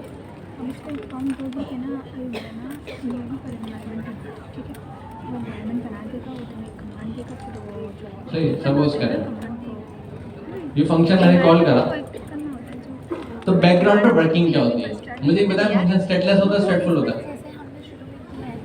कितने लोग कह रहे हैं फंक्शन जो है स्टेटफुल है? कितने लोग कह रहे हैं फंक्शन स्टेटलेस है? स्टेटफुल वालों का मैंने हैंड देख लिया जिन्होंने स्टेटफुल पे रेस्ट करा था, और मुझे पता लग गया कि आप लोग सिर्फ शायद हो सकता है वो उसका मसला, वो दोबारा कॉल करेगा, दोबारा पूछेगा, वो दोबारा बता दूंगा, 10 बार कॉल करेगा 10 बार बता दूंगा, मुझे इससे लेना देना ही नहीं, वो 10वीं बार कॉल कर रहा है, मेरे लिए उसकी हर एक कॉल एक नई कॉल होगी, मुझे इससे लेना देना ही नहीं होगा, तो मेरे पास कोई स्टेट सेव नहीं हो रहा। ये तो HTTP कॉल है, जब ऑर्केस्ट्रेटर चेकआउट को कॉल करता था ये देखने के लिए कि पेमेंट आई नहीं आई, तो वो 2 बार करता था, 5 मिनट बात करता था, फिर 5 मिनट बात करता था, चेकआउट को उससे लेना देना ही नहीं है, 10वीं बार आया, उसके बाद जवाब होगा तो वो दे देगा, जवाब नहीं होगा तो वो, या तो आपने कोडिंग अच्छी करी है तो आप ये बोल देंगे नहीं आई, कोडिंग खराब करी है तो वो सवाल पूछेगा, जवाब ही नहीं जाएगा, टाइम आउट हो जाएगा। दोनों में से कोई एक केस होगा, या तो जवाब जाएगा ना का, या तो कुछ भी नहीं जाएगा। अब ये फंक्शन स्टेटलेस कैसे होता है? जब ये फंक्शन हमारे पास इनिशिएट होता है, चलता है, रन होता है, तो एक्चुअली में बैकग्राउंड पे वर्किंग क्या होती है? आपके पास आपके लैपटॉप पे, मतलब आपके हार्डवेयर पे, आपके सिस्टम पे, आपके सर्वर पे CPU रैम नेटवर्क होता है, तो आपके रैम में एक stack memory activate, stack open होता है। स्टैक क्या होता है? स्पेस, जगह। ये तो फंक्शन है, ये अपने सारे काम इस जगह पे कर रहा होता है, जो स्टैक ओपन करना है मतलब अपनी जगह ली है, उस जगह पे कर रहा होता है। और जैसे इस फंक्शन का रिटर्न आता है, ये फंक्शन कंप्लीट हो जाता है, तो रिटर्न के साथ साथ क्या होता है? स्टैक क्या होता है? क्लोज होकर एम्प्टी हो जाता है, इसका गार्बेज कलेक्टर चलता है और वो उसको एम्प्टी कर देता है, खत्म हो जाता है। मतलब वो डेटा अब कहीं पर एग्जिस्ट नहीं करता। वो जब फंक्शन चला था उसी दौरान उसने टेम्परेरी जगह ली थी, अपना काम करा, मतलब रैम में उसको एक स्टैक मिला, उसने उसमें अपना काम करा, वो चले गया, इसीलिए स्टेटलेस है। तो इसीलिए फंक्शन को जो कॉल करता है, फंक्शन उसको अपना रिटर्न दे देता है, क्योंकि फंक्शन अपने पास कहीं पर भी उसको प्रोसेस नहीं कर रहा होता, वो बेस्ट हो जाता है। तो जिसने कॉल करा उसके बाद रिटर्न आ जाएगा, उसके बाद जवाब आ जाएगा जिसने उसको इस फंक्शन को चलाया है। ठीक है, ये तो हमारे लिए नॉर्मल सी बात होगी। अब ये जो हमारे पास API कॉल होती है, ये API भी एक्चुअली में बैकग्राउंड पे इसी तरह फंक्शन को कॉल कर रही होती है। तो इसीलिए API भी हमारे पास स्टेटलेस डाली होती है, क्योंकि पीछे हमारे पास बैकग्राउंड पे डेटा प्रोसेस नहीं होता। और क्योंकि ये डेटा स्ट्रांगली कंसिस्टेंट होता है, स्ट्रांगली कंसिस्टेंट मतलब जिस टाइम पे जो बात हुई मैंने डायरेक्ट आगे बता दी विदाउट एनी डिले, जिसको हम कहते हैं रियल टाइम। तो मैंने क्या वर्ड आप लोगों को बताया, आप लोगों ने रिपीट करना है वर्ड, क्या बताया मैंने आपको? बताया स्ट्रांगली कंसिस्टेंसी। क्या बताया? ठीक, इसका मतलब क्या है? रियल टाइम डेटा जो ये अभी हो रहा है, ये तो HTTP कॉल जा रही है, ये रियल टाइम डेटा है। अब मुझे ये बताएं, एड टू कार्ट, चेकआउट और शिपमेंट, क्या ये तीनों एक साथ चलेंगे? जो लोग खामोश बैठे हैं उनको भी पार्टिसिपेट करना पड़ेगा, बताएं एक साथ चलेंगे? क्या ये अलग अलग कैसे चलेंगे, मतलब स्टेप्स में चलेंगे? एड टू कार्ट पहले होगा, फिर चेकआउट होगा, अगर पेमेंट आ गई सक्सेसफुली तो शिपमेंट होगी, पेमेंट नहीं आई तो शिपमेंट नहीं होगी। ये जिम्मेदारी किसकी? ऑर्केस्ट्रेटर। अभी तो स्टेप चल रहे हैं, एड टू कार्ट, चेकआउट और शिपमेंट। जब जहां पर स्टेप्स आ जाते हैं किसी भी फ्लो में, उसको हम बोलते हैं वर्क फ्लो। वर्क फ्लो क्या है? डिपार्टमेंट आएगा, पहले ये डिपार्टमेंट, ये डिपार्टमेंट, ये डिपार्टमेंट, स्टेप्स आ रहा है। तो इस वर्क फ्लो को कौन संभाल रहा है? ऑर्केस्ट्रेटर संभाल रहा है कि भाई एड टू कार्ट करना है, चेकआउट करना है, शिपमेंट करना है, ये इसको संभाल रहा है। लेकिन ऑर्केस्ट्रेटर के पास खुद कोई डेटाबेस नहीं है, तो वो क्या कर रहा है? वो एपीआई को कॉल करके देखता है, वहां से संभालता है, इस तरह से डेटा बताता है, बार-बार एपीआई से देख के बताता है। अब इस आर्किटेक्चर में एक अच्छी बात है, वो है स्ट्रांगली कंसिस्टेंट, कि किसी ऑर्केस्ट्रेटर के पास कोई आउटडेटेड डेटा नहीं है या कोई पुराना डेटा नहीं है। उसके पास हमेशा लेटेस्ट डेटा होता है, क्योंकि खुद ही उसी वक्त कॉल मिलाता है, उसी वक्त पूछ लेता है। आप अगर मुझसे कोई सवाल पूछें कि भाई इस चीज का क्या स्टेटस है, मैं अपनी कोई डायरी में चेक नहीं कर रहा हूं, मैं डायरी में देख के बताऊं नहीं, मैं क्या करूं? डायरेक्ट उस डिपार्टमेंट में कॉल मिलाऊं, भाई स्टेटस बताओ, उसने उन्हें स्टेटस बताया, ये स्टेटस। इसको बोलते हैं स्ट्रांगली कंसिस्टेंट। अगर मैं कहीं डायरी में चेक कर रहा होता, हो सकता है पीछे डेटा चेंज हो गया होता, मेरे पास पुराना होता, तो ये स्ट्रांग तो नहीं हुआ। तो यहाँ पर ये स्ट्रांगली कंसिस्टेंट है। ऑर्केस्ट्रेटर बार हमेशा कॉल मिलाता है, डेटा लेता है, जवाब देता है, भाई ये डेटा, ठीक है। इस ऑर्केस्ट्रेटर के आर्किटेक्चर में हमारे पास एक प्रॉब्लम है। वो प्रॉब्लम क्या है? Single point of failure. Single point of failure किसका मतलब होता है? एक बंदा गया, सब गए, एक किल हुआ, सब किल, एक के खत्म होने से सब कुछ खत्म हो जाए। अगर ये ऑर्केस्ट्रेटर किसी तरह बंद हो जाए, शट डाउन हो जाए, हमारी ई कॉमर्स एप्लीकेशन चलेगी नहीं चलेगी, तो ये सिंगल पॉइंट ऑफ फेलियर है। अगर ये शिपमेंट किसी वजह से डाउन हो जाए, ई कॉमर्स ऐप डाउन हो जाएगी, कोई बात नहीं, शिपमेंट डाउन हुई है, दोबारा कर लेंगे। अगर ये चेकआउट डाउन हो जाए, ई कॉमर्स डाउन होगी, एड टू कार्ट तो चल रहा है, शिपमेंट पेमेंट कवर एरर आ जाएगा, थोड़ी देर बाद ट्राई कर लो। एड टू कार्ट फेल हो जाए, डाउन जब भी नहीं होगी, क्योंकि कोई ना कोई डाउन का मतलब क्या है कि ये बंद हुआ लेकिन बाकी तो दो चल रहे हैं ना भाई, उनको तो इससे डायरेक्ट कोई लेना देना नहीं है ना, क्योंकि ये माइक्रो सर्विस, अगर ये मोनोलिथिक होती तो फिर तो सभी बंद होता। डाउन होने की बहुत सारी वजह होती है, उससे क्रैश हो जाएगा, मसला आ जाएगा इस वजह। तो ये जो है इसकी डिपेंडेंसी लो है, लेकिन ये ऑर्केस्ट्रेटर जो है ये सिंगल पॉइंट ऑफ फेलियर है, ये सबसे बड़ी डिपेंडेंसी है हमारे पास। ये गया तो सब गया। हमारे पास एक फ्लो बन चुका है, बड़ा सिंपल सा। अब हम एक स्टेप आगे आते हैं, हम कहते हैं ठीक है, ये सारे मामला हमें समझ में आ रहे हैं और ये चीज़ों को हम इजीली देख भी रहे हैं किस तरीके से चल रही है। मैं यहाँ पर इसके एरो ठीक कर देता हूँ।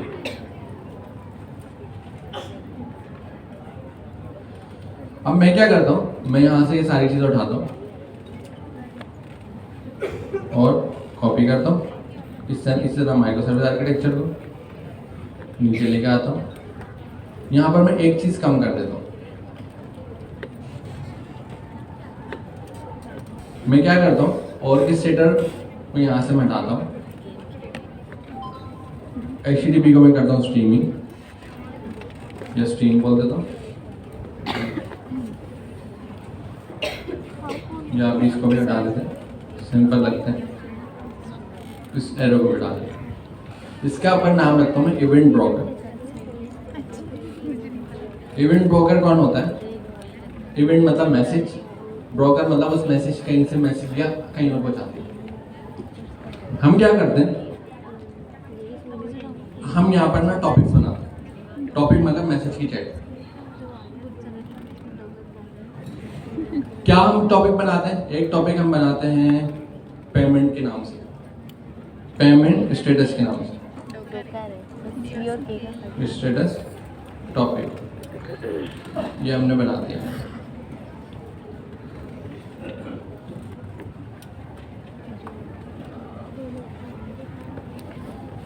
ठीक है, इसी तरीके से हमने कुछ और भी टॉपिक बना दिया।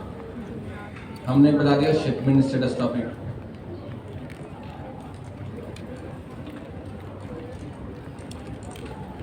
अब हुआ क्या, यूजर की रिक्वेस्ट आई चेकआउट पे, चेकआउट चला और चेकआउट ने अपना काम करा, चेकआउट का काम पूरा हो गया। सॉरी, एड टू कार्ट पे यूजर की रिक्वेस्ट आई किस पे, चेकआउट के इनिशिएट वाले प्रोसेस पे। क्या इनिशिएट होगी? पेमेंट इनिशिएट होगी। यहाँ से पेमेंट इनिशिएट हुई तो हम इसके अंदर भी ना छोटे छोटे बॉक्स बना देते हैं, पेमेंट इनिशिएट।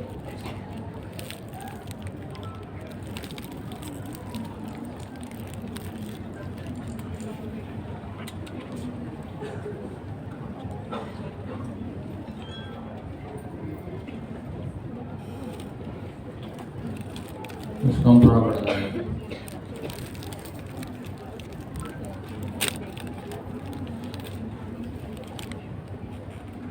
ठीक है, इसी तरह हमारे पास एक आ गई पेमेंट स्टेटस या पेमेंट प्रोसेस।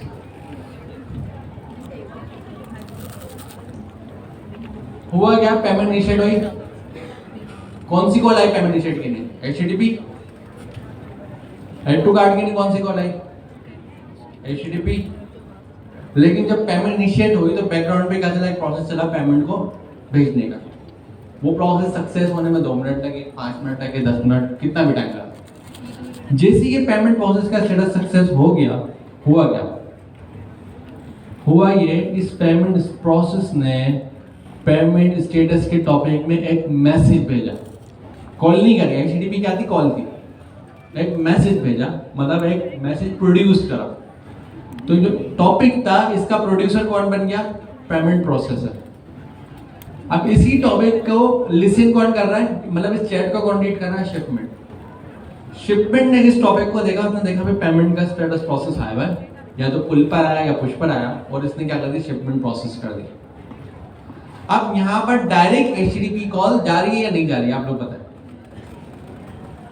नहीं जा रही। यहाँ पर हो क्या रहा है, जिस तरह हम मैसेज भेजते हैं, हमने टॉपिक को मैसेज भेजते हैं भाई पेमेंट आ गई है, और इसने क्या करा, उस मैसेज को रीड कर लिया।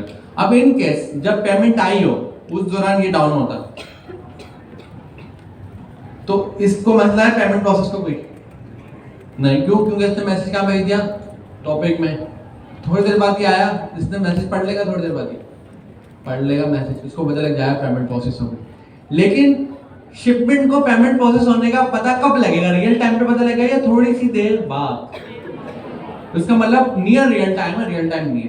कंसिस्टेंट हो गया, क्या मैंने वर्ड बताया, ये इवेंचुअली कंसिस्टेंट हो गया। अब इवेंचुअली कंसिस्टेंट से लॉस क्या हुआ कि डेटा थोड़ा सा पुराना है, लेकिन फायदा क्या हुआ, फायदा हुआ अवेलेबिलिटी का, कि कोई भी चीज अपनी जगह पर वेट नहीं कर रही। वरना यहाँ क्या हो रहा था, यहाँ वेटिंग कर, वर्ड स्टेटस वेट कर रहा, पेमेंट कब आए, पेमेंट कब आएगी, हर 2 मिनट बाद चेक करता था। और इसकी अवेलेबिलिटी ना होने की वजह से हमारे बहुत सारे बिजनेस ऑपरेशन इफेक्ट होते हैं, पेमेंट नहीं आई, पेमेंट नहीं आई, बार-बार चेक करते हैं। यहाँ पर क्या है, यहाँ पर अवेलेबिलिटी का इशू नहीं, पेमेंट आएगी वो खुद पढ़ लेगा।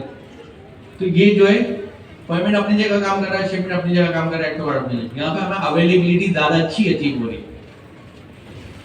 क्यों? क्योंकि अगर मैं आपको कॉल मिलाऊं और उस वक्त आप मेरी कॉल ना उठाएं तो अवेलेबिलिटी इफेक्ट करेगी ना, दोबारा मिलाऊंगा, फिर दोबारा मिलाऊंगा, देर लग जाएगी ना। और उसकी जगह अगर एक मैसेज ऑप्शन हो कि आपने मैसेज कर दिया, मैंने मैसेज पढ़ लिया, अवेलेबिलिटी ज्यादा होगी। ऐसा ही है। तो इस वाले आर्किटेक्चर का नाम है हमारे पास कोरियोग्राफिक। क्या नाम है? ये ट्रांजैक्शन पैटर्न है कोरियोग्राफिक।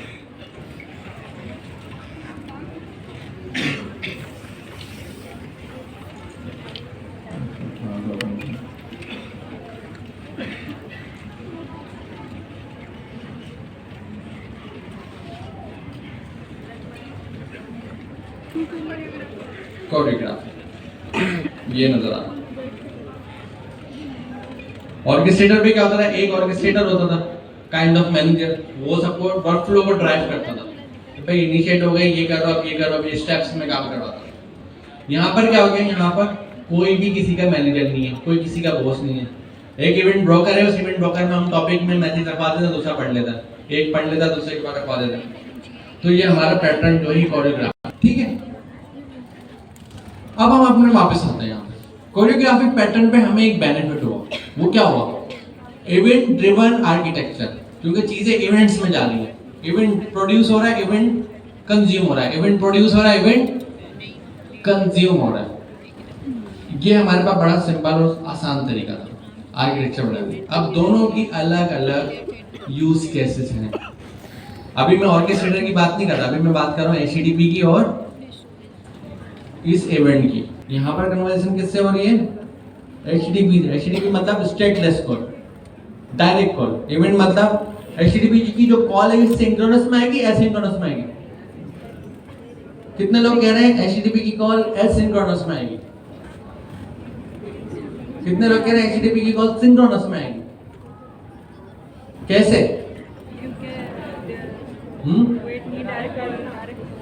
सिंक्रोनस का मतलब क्या है? ब्लॉकिंग, मतलब एक टाइम पर एक ही। ये एक वो मतलब है जो हमने कंसीडर करा अपने माइंड में, इसका मतलब एक टाइम पे एक नहीं है। सिंक्रोनस के बहुत सारे मतलब है। अभी हमारे नजदीक मतलब है सिंक्रोनस का मतलब कि आपने कॉल मिलाई और आपने वेट करना है जब तक काम नहीं हो जाता। ये काम HTTP में होता है, तो HTTP सिंक्रोनस कॉल है। एसिंक्रोनस का मतलब है नॉन ब्लॉकिंग, मतलब जब आपने कॉल मिलाई तो आपने उसको बस छोड़ दिया, जब होगा तो वो इवेंट अपडेट कर देगा, जब इवेंट अपडेट होगा तो हम पढ़ लेंगे। तो वहां पर हमें अवेलेबल होना जरूरी नहीं है, बैकग्राउंड पे काम होना है। तो ये एसिंक्रोनस है। तो इवेंट ड्रिवन आर्किटेक्चर जो है वो एसिंक्रोनस बेस्ड कम्युनिकेशन है, और यहाँ पर HTTP जो रेस्टफुल आर्किटेक्चर है ये सिंक्रोनस कम्युनिकेशन। देखा जाए तो नीचे हमने दोनों यूज करी है, हमने देखा किसकी कहाँ जरूरत है, कहाँ HTTP की जरूरत है, कहाँ इवेंट की जरूरत है। दोनों का हमने रिक्वायरमेंट के अकॉर्डिंग जब पेमेंट इनिशिएट करवाई किससे करवाई? HTTP से। लेकिन पेमेंट प्रोसेस के बाद अपडेट किससे करवाया? इवेंट से करवाया। तो जहां एसिंक की जरूरत थी वहां इवेंट, जहां पर सिंक्रोनस की जरूरत थी वहां HTTP। अब मैं आप लोगों को छोटा सा बड़ा इंपॉर्टेंट यूज केस दे रहा हूं। ये सिस्टम डिजाइन की जब चीजें भी पढ़ रहे हैं बहुत इंपॉर्टेंट है, तो आप लोगों ने काफी फोकस के साथ चीजों को नोट करना। मुझे ये बताएं, बैंक अकाउंट मेरे पास है, सपोज करें एक बैंक अकाउंट में आपके पास 1000 रुपए, ठीक है, 1000 रुपीज है। आप 2:15 के ऊपर ATM जाते हैं और आप 500 रुपए की क्या करते हैं? विड्रॉ करते हैं। सेम टाइम पे आपने किसी को चेक दिया है 500 रुपए का, वो भी बैंक जाता है सेम टाइम पे 2:15 और वो भी क्या करता है? 500 का विड्रॉ करता है। सेम टाइम पर आप अपने बैंक अकाउंट से किसी को 500 रुपए ट्रांसफर करते हैं, ठीक 2:15।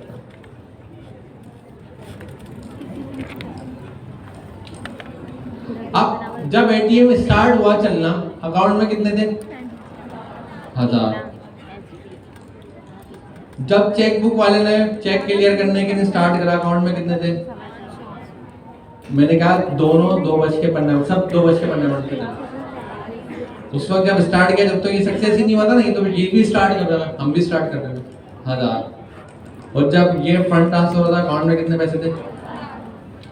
अब अगर ये कम्युनिकेशन क्या होगा? अब तीनों सेम टाइम पर आए, अगर तीनों सेम टाइम पर आए तो ये तीनों सेम टाइम पे चले, तीनों ने 1000 में से 500 रुपए निकाले। जब तीनों ने 1000 में से 500 निकाले तो तीनों के केस में भाई 1000 से 500 निकाले, तो ये तो बैंक अकाउंट से 1500 निकल गए। मेरे बैंक अकाउंट में तो 1000 थे। तो मुझे ही बताएं, अभी मैंने दो आपको वर्ड बताए थे, कौन कौन से वर्ड बताए? स्ट्रांगली कंसिस्टेंट और इवेंचुअली कंसिस्टेंट। तो यहाँ पर हमें कौन सा वाला यूज करना है, इवेंचुअली या स्ट्रांगली? स्ट्रांगली यूज करना है। क्यों? रियल टाइम चाहिए हमें, क्योंकि अगर इवेंचुअली कंसिस्टेंट में गया और तो 30 सेकंड बाद भी मुझे बताया कि भाई ATM से 500 जा चुके हैं, तो यहाँ मैंने तो यहाँ भी 500 दे दिए, मैंने तो यहाँ भी 500 दे दिए, मैंने तो 1500 दे दिया, अकाउंट में 1000 थे। तो यहाँ पे इवेंचुअली कंसिस्टेंट नहीं चल सकते या स्ट्रांगली कंसिस्टेंट चलते हैं, दोनों की अपनी अपनी नीड है और डिमांड है। इवेंचुअली कंसिस्टेंट कैसे चलेगा कि वो ये देखेगा कोई ना कोई रिक्वेस्ट तो माइनर मिलीसेकंड पहले आई होगी ना, वो चली। सपोज करो ATM चल गया, ATM स्टार्ट हो चुका है, वो क्या करेगा? चेक और अकाउंट्स को क्या करेगा? वेट पे लगा देगा। मैं इंतजार कर रहा हूँ। वेट पे कैसे लगाएगा? वो हमारा ATM जैसे चला, उसने हमारा अकाउंट को लॉक कर दिया कि इस अकाउंट में अभी थोड़ी देर के लिए ट्रांजैक्शन नहीं हो सकती क्योंकि मैं काम कर रहा हूँ। क्यों? क्योंकि HTTP की रिक्वेस्ट गई, फंक्शन चला, वो जो फंक्शन चला उसने क्या करा? पहले अकाउंट को जाके लॉक करा, फिर ट्रांजैक्शन शुरू करी, ट्रांजैक्शन जैसी हो गया अनलॉक कर दिया, लॉक करा, 500 रुपए निकाले, अनलॉक कर दिया। अब दो वेटिंग पे कौन थे? दो चेक। जब चेक आया था 1000 रुपए थे, लेकिन चेक वेटिंग पे रुका, जैसे ही चेक स्टार्ट हुआ उसने क्या करा, अकाउंट को लॉक करा, 500 रुपये निकाले, अनलॉक हो गया। फिर क्या आया, अकाउंट ट्रांसफर आया। अकाउंट ट्रांसफर ने जब देखा भाई अकाउंट में बैलेंस ही नहीं है। क्यों? क्योंकि ये स्ट्रांगली कंसिस्टेंट था, तो हर बार वो HTTP की कॉल लगाता था। HTTP की कॉल हर बार डेटाबेस को कॉल करती थी और पहले उसको लॉक करती थी, फिर अपना काम करती थी, फिर उसको अनलॉक करती थी, फिर आती थी दूसरी HTTP कॉल वेट करती थी, फिर वो आती थी, वो अपना काम करती थी। तो यहाँ पर हमारे पास जो ट्रांजेक्शन के बैकग्राउंड पे अकाउंट में डेटा था वो एक ही है, वो स्ट्रांगली कंसिस्टेंट, इवेंचुअली नहीं। अगर यहाँ HTTP की कॉल नहीं होती, यहाँ इवेंट होता, तो क्या होता, 1500 निकल जाता है अकाउंट से। क्योंकि वो क्या करता, 1000 देखता, 500 निकाल के इवेंट अपडेट कर देता, दूसरा 1000 में से 500 निकाल के इवेंट जब तक सिस्टम को बताता 500 निकल चुके, जब तक 3 लोग निकाल चुके थे। चाहे इवेंट 10 सेकंड बाद बताता, 3 तो एक ही टाइम आया ना तीनों। तो ये हमारा डिसीजन है कहाँ पर हमें HTTP की कॉल चाहिए, कहाँ पर हमें सिंक्रोनस कॉल चाहिए। अब मुझे ये बताएं, हमारे केस में हमारी क्या ई कॉमर्स है। अगर हमारी ई कॉमर्स में पेमेंट इनिशिएट हुई, पेमेंट सक्सेस हुई, 5 मिनट बाद शिपमेंट को पता लगा, इससे फर्क पड़ता नहीं पड़ता? नहीं पड़ता। तो हमारे लिए क्या है, स्ट्रांगली कंसिस्टेंट की इंपॉर्टेंस है, इवेंचुअली। लेकिन स्ट्रांगली भी क्यों नहीं जा रहे, इवेंचुअली भी क्यों जा रहे? अगर हम इवेंचुअली भी जाएंगे तो अवेलेबिलिटी अच्छी मिलेगी, लेकिन डेटा थोड़ा सा नियर रियल टाइम पे जाएगा, स्केल डेटा होगा। लेकिन अगर हम स्ट्रांग पे जाएंगे तो अवेलेबिलिटी इफेक्ट है। हमें अभी ई कॉमर्स में अवेलेबिलिटी को ज्यादा फोकस करना है, क्योंकि बाकी चीजें अलग है। अब हम सवाल क्या करते हैं, जब हम कोई आर्किटेक्चर बना रहे थे, हम सवालों पे आते हैं। पहला क्या था, बिजनेस कॉन्टेक्स्ट हमने देखा, भाई कोई आर्किटेक्चर बना रहे हैं बिजनेस कॉन्टेक्स्ट से।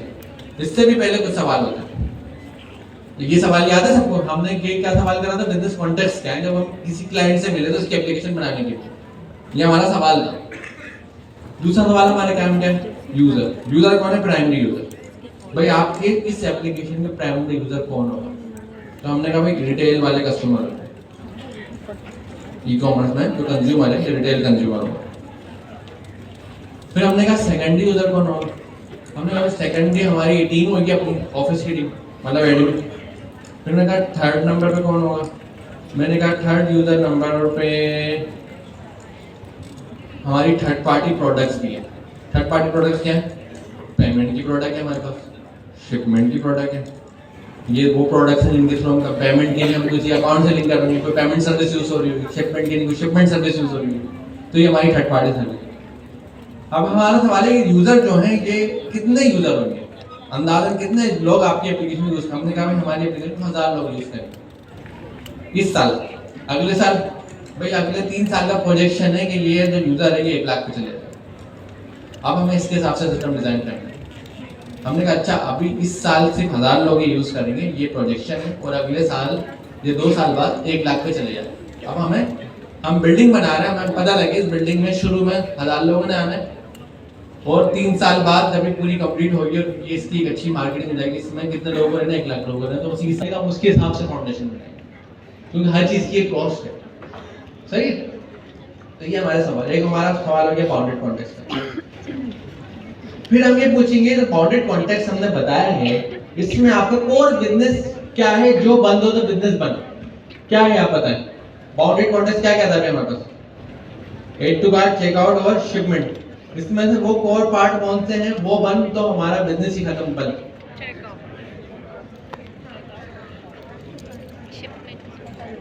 हमारा चेकआउट, क्योंकि पेमेंट नहीं आएगी इसकी वजह से, पैसे नहीं लेंगे तो सामान कैसे बेचेंगे। और चेकआउट के बाद शिपमेंट, मतलब ये वाला जो हमारा पार्ट है, ये बिजनेस का हमारा बहुत कोर पार्ट है, ये बंद मतलब बिजनेस बंद। अब हमारा सवाल क्या होगा?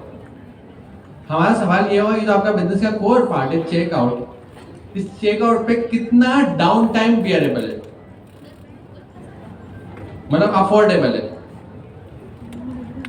डाउन टाइम मतलब डेटा की हम बात कर रहे हैं कि अगर चेकआउट हो गया, डेटा आपको 2 मिनट बाद पता लगा, 5 मिनट को, कितना अफोर्डेबल है आपके पास डाउन टाइम? तो हमने कहा ठीक है, 2 तरह के डाउन टाइम होते हैं, एक होता है सिस्टम डाउन, एक होता है डेटा देर से आना। हमने कहा पहले अभी हम बात कर रहे हैं फिलहाल सिस्टम डाउन। हमने कहा ठीक है, अगर चेकआउट बंद हो जाए थोड़ी देर के लिए कोई मसला नहीं, टेम्परेरी डाउन टाइम जो हमारे लिए अफोर्डेबल है, टेम्परेरी। और टेम्परेरी डाउन टाइम का मतलब है टेम्परेरी बिजनेस का लॉस अफोर्डेबल है, कोई बात नहीं। अगर ऐसा होता है तो हम रीप्ले का एक फॉर्म चला लेंगे। रीप्ले क्या होता है कि कोई बंदे ने पेमेंट को इनिशिएट करा, चेकआउट पे आया, चेकआउट बंद पड़ा हुआ, चल ही नहीं रहा, तो थोड़ी देर बाद उसको हम दोबारा ऑप्शन दे देंगे भाई कर लो, तो हम इस तरीके से रिकवर कर लेंगे। अब ये जो टेम्पररी डाउन टाइम अफोर्डेबल है, ये किसने एक्सेप्ट करा है? क्लाइंट ने।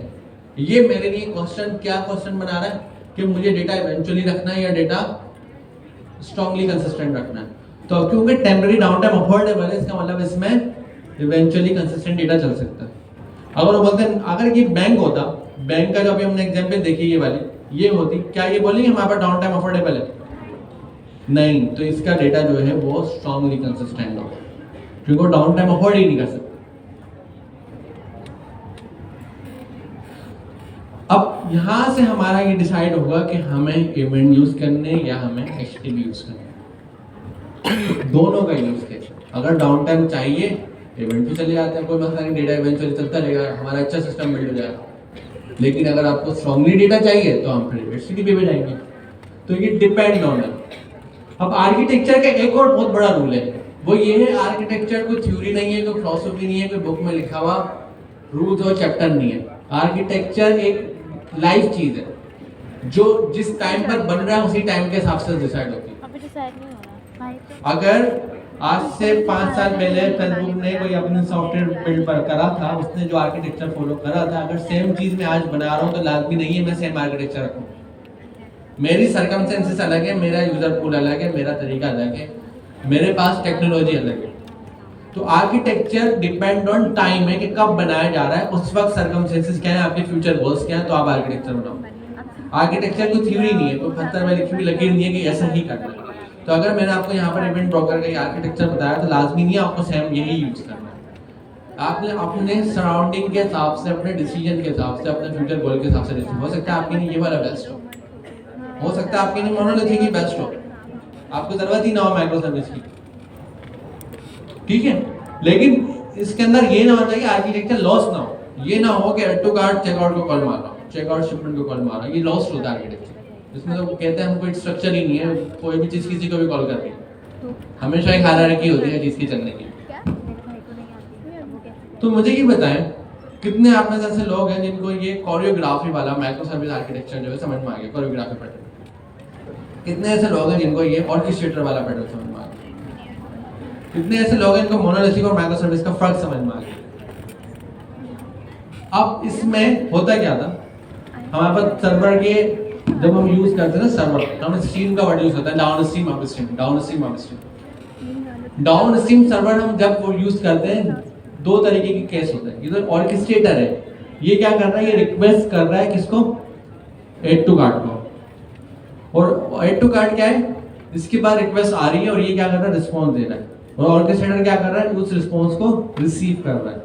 तो जो रिक्वेस्ट कर रहा है और रिस्पॉन्स का वेट कर रहा है वो होता है अप स्ट्रीम, और जिसके बाद रिक्वेस्ट आ रही है और रिक्वेस्ट का जवाब दे रहा है वो होता है डाउन स्ट्रीम। अप स्ट्रीम मतलब जिसने कॉल मिलाई, डाउन स्ट्रीम मतलब जिसने जवाब दिया। तो ये आपकी ऑर्केस्ट्रेटर अप स्ट्रीम सर्वर है और add to cart downstream server. लेकिन यहाँ पर कोई अप स्ट्रीम डाउन स्ट्रीम है, यहाँ पर कोई अप स्ट्रीम डाउन स्ट्रीम नहीं, क्योंकि यहाँ पर टॉपिक में डेटा रखवाते और पढ़ लेते हैं। किसी भी ट्रांजैक्शन में हमारे पास दो फेज होते हैं, एक होता है रोल आउट, एक होता है रोल बैक। रोल आउट का फेज क्या होता है कि प्रोडक्ट खरीदने बंदा आया, यहाँ पे आ जाता है, एड टू कार्ट पे प्रोडक्ट गई, प्रोडक्ट निकली स्टोर से, पेमेंट हुई, दो काम हो गए, शिपमेंट में कोई फेलियर आ गया, कोई चीज खराब हो गई, कोई मसला हो गया, अब क्या हुआ, प्रोडक्ट कस्टमर के पास नहीं जा सकता, तो कंपनी क्या करेगी, पैसे वापस देगी ना। तो ट्रांजैक्शन किसको कहते हैं? ट्रांजैक्शन मतलब हम पूरे एक कंप्लीट प्रोसेस जो स्टार्ट हुआ, एड टू कार्ड हुआ, चेकआउट हुआ, शिपमेंट हुआ, पूरी एक ट्रांजैक्शन हो गई। अगर बीच में कोई चीज फेल होती है तो ट्रांजैक्शन रोल बैक, मतलब शिपमेंट फेल हुई तो पैसे वापस दो, वापस आकर पूरी हायरार्की रिवर्स चलेगी। एड टू कार्ड में जो प्रोडक्ट एड हुई थी वो हमने वापस स्टोर में पहुंचा दी, ट्रांजैक्शन रिवर्स हो गई। ट्रांजैक्शन का कॉन्सेप्ट क्या होता है कि हमारा एक काम हुआ, दो हुआ, तीन हुआ, कोई भी चीज दरमियान में फेल हुई तो वापस सारी चीजें रोल बैक होगी ताकि हम वापस सेम स्टेट पे आ जाए। तो ये ट्रांजैक्शन होती है, ट्रांजैक्शन रोल आउट चल गई, अगर वो सक्सेसफुली एंड तक गई तो सक्सेस, दरमियान में कोई खराबी आई तो रोल बैक करना पड़ेगा। अगर आपने एटीएम से पैसे निकाले 500, ट्रांजेक्शन क्या होगी, पहले आपके अकाउंट से 500 कटे, फिर एटीएम से 500 निकले। अगर दरमियान में कोई एक केस फेल हो गया, आपके अकाउंट से 500 कट गया लेकिन एटीएम से 500 निकले नहीं, तो क्या हुआ, ट्रांजेक्शन फेल हुई, तो आपके अकाउंट से 500 निकले तो वापस जाएंगे, तो रोल बैक हो गए। ठीक है, अब वो ट्रांजेक्शन अगर आप ऑर्केस्ट्रेटर के पैटर्न से कर रहे हैं तो रोल बैक करने की जिम्मेदारी किसकी है, ऑर्केस्ट्रेटर की, वो वापस चलाएगा, रोल बैक करेगा। अगर आप यहाँ पर इवेंट ब्रोकर हैं तो रोल बैक करने की जिम्मेदारी किसकी, ये इवेंट अपडेट कर देगा, वो इवेंट पढ़ लेगा कि भाई ये प्रोडक्ट वापस आ गई है, इसको रोल बैक करो, पैसे वापस दो, रिफंड चलाओ, ये रिफंड चलाएगा, पैसे वापस दे देगा। तो ये वाला काम यहाँ पर इवेंट संभालेगा, एसिंक्रोनस कम्युनिकेशन हमारी संभालेगी। अभी हमने सिस्टम डिजाइन का बहुत इंपॉर्टेंट टॉपिक पढ़ा है। अब आप लोगों से कुछ सवाल है, वो सवाल ये है कि अभी हमने क्या क्या जार्गन्स यूज करें, क्या क्या वर्ड्स यूज करें, ये पढ़ते हो, बताएं कितने वर्ड है टोटल, कितने, ग्राउंड नहीं बताया ना, लिखा है ना आप लोगों ने, बताएं। पहला क्या था हमारे पास, मोनोलिथिक था, दूसरा माइक्रो सर्विस था, बाउंडेड कॉन्टेक्स्ट था, यूबिक्विटस लैंग्वेज थी। यूबिक्विटस लैंग्वेज क्या थी, ये तो मैंने नाम रखे थे सारे, शिपमेंट, एड टू कार्ड के नाम रखे थे ना, मैंने रखे थे, यूबिक्विटस लैंग्वेज थी। और क्या था, हाई स्ट्रांगली कंसिस्टेंट और इवेंचुअली कंसिस्टेंट। और क्या था,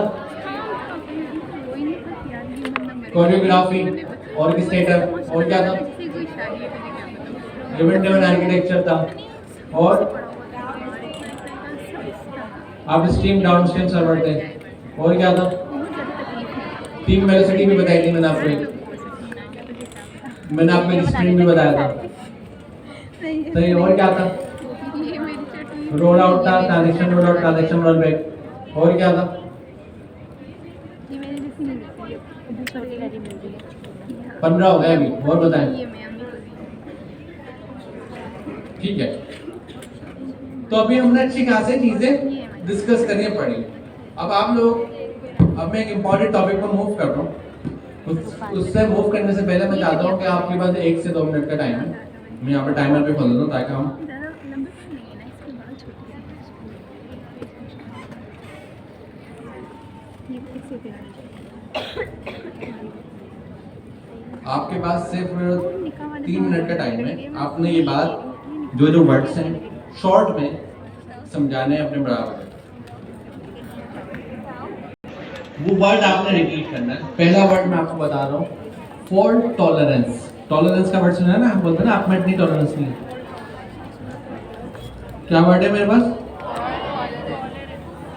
फॉल्ट टॉलरेंस।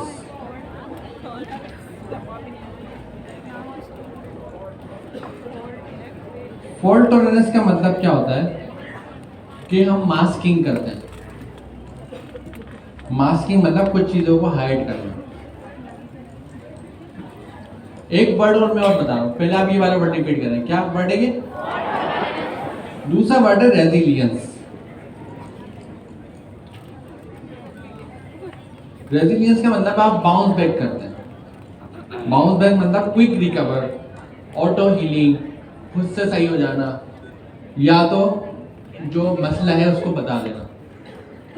इसके अंदर हम क्या करते हैं, एरर को शो करते हैं, हाइड नहीं करते। यहाँ पर हम क्या करते हैं, एरर के साथ मास्किंग करते हैं। यहाँ पर हम एरर को या प्रॉब्लम को या कोई भी चीज है, हम उसको शो करते हैं। Show the problem, show issues, healing करो मतलब सही करो, सेल्फ हीलिंग, खुद सही करो। और क्या करो, रीट्राई करो, दोबारा करो, नहीं हो रहा तो भाई रीट्राई भी अगर नहीं हो रहा तो एक काम करो, रीस्टार्ट कर दो। ये सब क्या होता है, रेजिलियंस। मतलब क्या है, इशू है तो बताओ, छुपाओ नहीं, भाई ये इशू है, ये चीज नहीं चल रही। अब क्या करना है, इसको सेल्फ हीलिंग खुद से सही करो। कैसे सही करेंगे, एक काम करो, दोबारा ट्राई मारो, सही है, रीट्राई कर लिया, हुआ नहीं हुआ, फिर एक काम करो, रीस्टार्ट करो, रीस्टार्ट करो, नहीं हुआ, एक और बार रीस्टार्ट करो। कितनी बार करें, एक काम करो, एक एक्सपोनेंशियल बैक ऑफ का एक ऑप्शन है, मैं सारे वर्ड भी आपको बता रहा हूँ। एक्सपोनेंशियल बैक ऑफ क्या है? मैंने उसको क्या करा, रीट्राई करा, उसने रीट्राई करा, नहीं हुआ। फिर मैंने कहा एक काम करो, 10 सेकंड बाद दोबारा रिट्राई करना, उसने 10 सेकंड बाद दोबारा रिट्राई करा। फिर मैंने कहा अब 20 सेकंड बाद रिट्राई करना, उसने 20 सेकंड बाद रिट्राई करा। अब मैं कहता हूँ उसको 40 में टाइम बढ़ाता जा रहा हूँ, 40 सेकंड बाद रिट्राई करो, 40 सेकंड बाद रिट्राई करो, अभी तक नहीं चला। फिर मैंने आया आखिर में कहा एक काम करो, आप 80 सेकंड बाद रिट्राई करो, उसने 80 सेकंड बाद मैंने बस रुक जाओ, ये लिमिट है, अब नहीं चल रहा, कितनी बार रिट्राई करना। सेल्फ हीलिंग करने की कोशिश करी, मतलब खुद से खराब चीज को सही करने की कोशिश कैसे करी, रिट्राई दोबारा करो दोबारा करो। लेकिन मैंने क्या करा, exponential back of, exponential back of मतलब पहले 10 सेकंड, फिर 20 सेकंड, फिर 40, फिर 80, और टोटल लिमिट मैंने कितनी लगाई, 5। मेरा भी 5 बार से ज्यादा रिट्राई नहीं करता। पहली बार में क्या था, 10 सेकंड बाद करा, दूसरी बार में 20 सेकंड बाद करा, तीसरी बार में 40, चौथी बार में 80, चार की लिमिट लगाई मैंने भाई। टोटल 4 बार आपने ट्राई मारना है, डिवाइड कर करके सेकंड्स को, अगर हो जाए तो सही, नहीं हो तो फिर क्या कर सकते।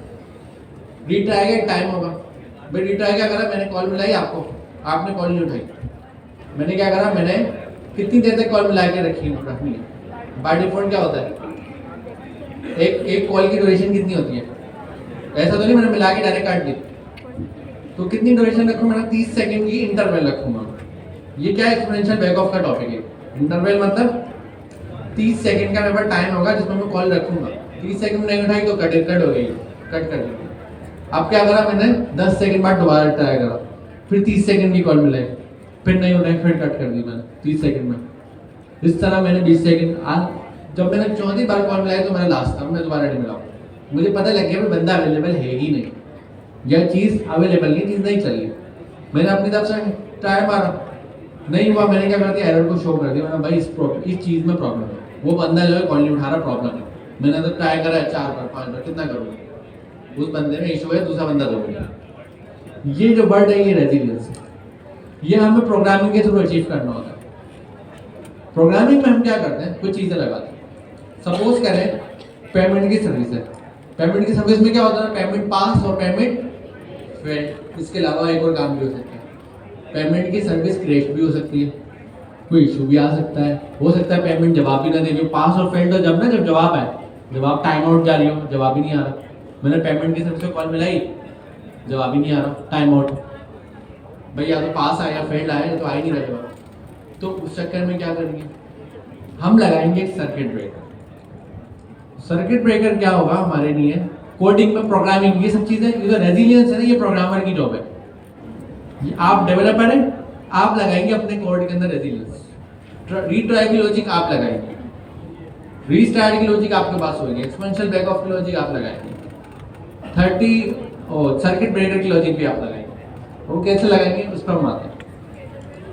सर्किट ब्रेकर को क्या करना है, ट्रिप करना है।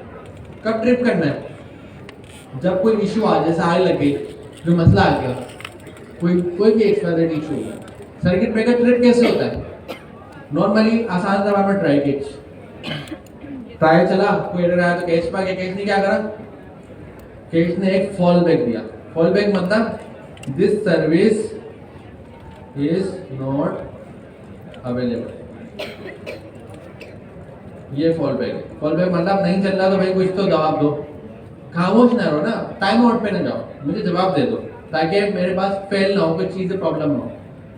अभी तो रेजिलियंस है, सर्किट ब्रेकर की जो हम स्टडी लगाते हैं, सर्किट को हमने ओपन करा, मतलब सर्किट ब्रेकर चल गया, सर्विस बंद हो गई, थोड़ी देर बाद 5 मिनट बाद 10 मिनट बाद हमने शायद सर्विस खुल गई हो, हमने सर्किट को क्या करा, हाफ ओपन करा। हाफ ओपन मतलब टेस्टिंग करी, अपनी तरफ से टेस्टिंग करी कि भाई ये पेमेंट चल रही है नहीं चल रही।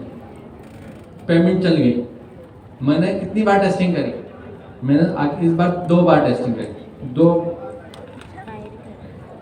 हुआ क्या, प्रॉब्लम क्या है, प्रॉब्लम ये है कि मैंने आपको 4 बार कॉल मिलाई, आपने कॉल नहीं उठाई। मैंने क्या फॉल बैक दे दिया, मैंने फॉल बैक दे दिया, भाई ये बंदा अवेलेबल नहीं। अब 1 घंटा गुजरा, 2 घंटे गुजरे, मैंने एक बार और ट्राई करा, मैंने आपको कॉल मिलाई, आपने कॉल उठाई। मैंने क्या करा, मैंने आपको सिर्फ हाफ ओपन करा। मैंने कहा ये बंदा ने 4 बार कॉल नहीं उठाई, 1 बार उठाई, ठीक है। तो इसका जो बंदा जो है ये अवेलेबल है, हो भी सकता नहीं हो। फिर मैंने आपको दोबारा कॉल ट्राई करी, थोड़ी देर बाद आपने उठाई, तीसरी बार कोड ट्राई करके उठा लिया, अब मैं समझ गया ये जो है फुल ओपन है। मतलब पहला सक्सेस हो सकता है आपने गलती से उठा लिया, आप उठाना नहीं चाह रहे थे, आपने गलती से बटन दब गया, ठीक है। ये सारे लॉजिक में प्रोग्रामिंग में लिखूंगा कि कोई चीज को फेल करवाना, एक्सपोनेंशियल बैक ऑफ का डिसीजन, फिर 4 बार ट्राई करा फिर फेल बोला, मैंने ऐसे नहीं बोला, ऐसे नहीं मैं फेल है, ये बंदा काम नहीं कर रहा, सही नहीं, मैंने 4 बार रीट्राई करा। फिर जब बंदे ने काम करना शुरू करा तो फिर भी मैंने 2 बार टेस्ट करा, हाँ भाई काम सच में कर रहा है। तो ये एक्सपोनेंशियल बैक ऑफ है, सर्किट ब्रेकर है, रीट्राई लॉजिक है, कि सारा जो टॉपिक है ये आता है रेजिलियंस। ये हम प्रोग्रामिंग के थ्रू सीखते हैं, ट्राई कैच लगाना, फॉल बैक देना, डिफॉल्ट मैसेज देना, एरर को हैंडल करना, दोबारा ट्राई करना, लॉजिक चलाना, एक्स वाई। क्योंकि रेजिलियंस से सिर्फ क्या चीज अचीव हुई है, अगर मैं यहाँ पर आता अपनी इस वाली चीजों में आता मुझे रमजान का ब्रेक ले, अगर ये चेकआउट जो है वो फेल हो गया, चेकआउट की सर्विस जो है वो फेल हो गई, अगर डेवलपर ने अच्छी कोडिंग करी है, सर्किट ब्रेकर लगाया, तो क्या होगा, फॉल बैक चले आएगा कि भाई सर्विस नॉट अवेलेबल, यहाँ पर आ जाएगा फॉल बैक, जो भी फॉल बैक। तो इसका एक्चुअली में कॉन्सेप्ट होता क्या है, मैं आप लोगों को अपना कुछ कॉन्सेप्ट बताऊँ। हमें रेजिलियंस की बात समझ में आ गई होगी होगी, अब हम इसको और स्ट्रक्चर से देखते हैं। नॉर्मली हमारी एप्लीकेशन किस तरीके से चल रही है, एक हार्डवेयर पर हम आते हैं, इस हार्डवेयर पे हम मजीद लेयर्स बनाते हैं, मतलब एक हमारी पूरा ये चीज़ें बनाना। सबसे पहले मुझे, अगर आपने कोई कोड बेस लिखा है फास्ट एपीआई पे, तो फास्ट एपीआई में जो आपने कोड बेस लिखा है वो दूसरे डेवलपर को आप देंगे तो आप क्या क्या चीज़ें देंगे जो वो चला जाए, सिर्फ आप कोड देंगे, गिटहब का लिंक देंगे, वो क्लोन करेगा और उसके बाद कोड चल जाएगा। क्या कभी आपके साथ ऐसा हुआ है कि आपने अपना कोड आपके पास सही चल रहा है, आपने किसी फेलो को दिया या अपने कोलिग को दिया, उसके पास सही चल रहा, फिर आपने करेक्ट करा फिर चलवाया, ऐसा होता है? ऐसा क्यों होता है? यहाँ पर हमारा हार्डवेयर है, हार्डवेयर तो सबका सिमिलर है, हार्डवेयर में क्या है, रैम है, सीपीयू है, जीपीयू है, नेटवर्क है, और क्या क्या है, एसएसडी है।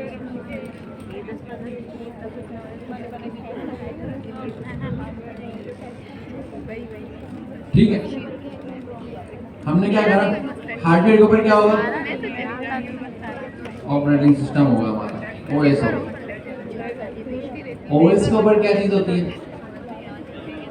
Tools, dependencies, softwares. ये क्या होगा,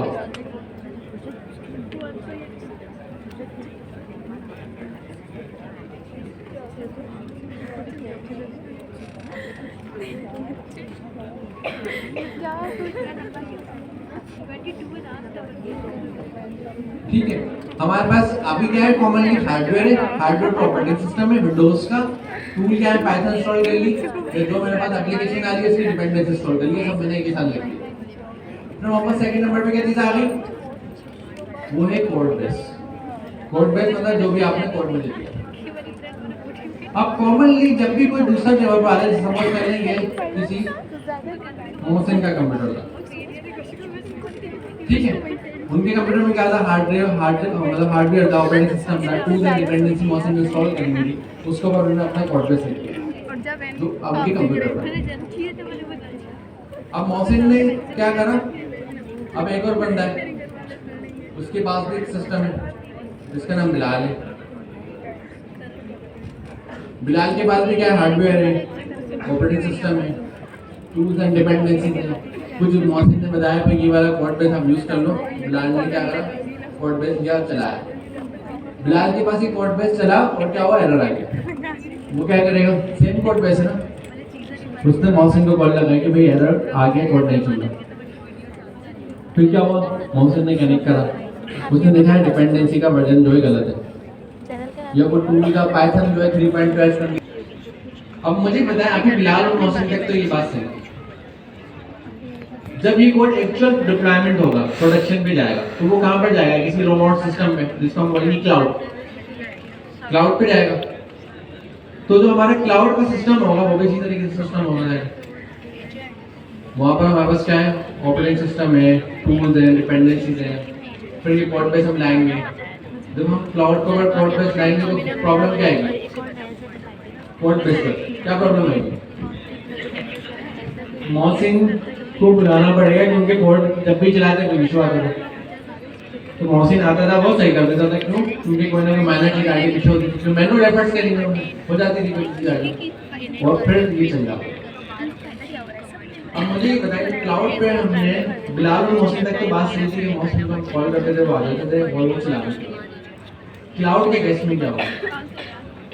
अब यहाँ पर एक और चीज़ होती है, मुझे बताएं, सर्वर के ऊपर जब हमारी एप्लीकेशन चल रही है कहीं पर उसमें हार्डवेयर है, ऑपरेटिंग सिस्टम है, टूल्स एंड डिपेंडेंसीज है, कोड बेस है, इसके अलावा एक और चीज़ क्या है? क्या है कुछ चीज़ बताएं?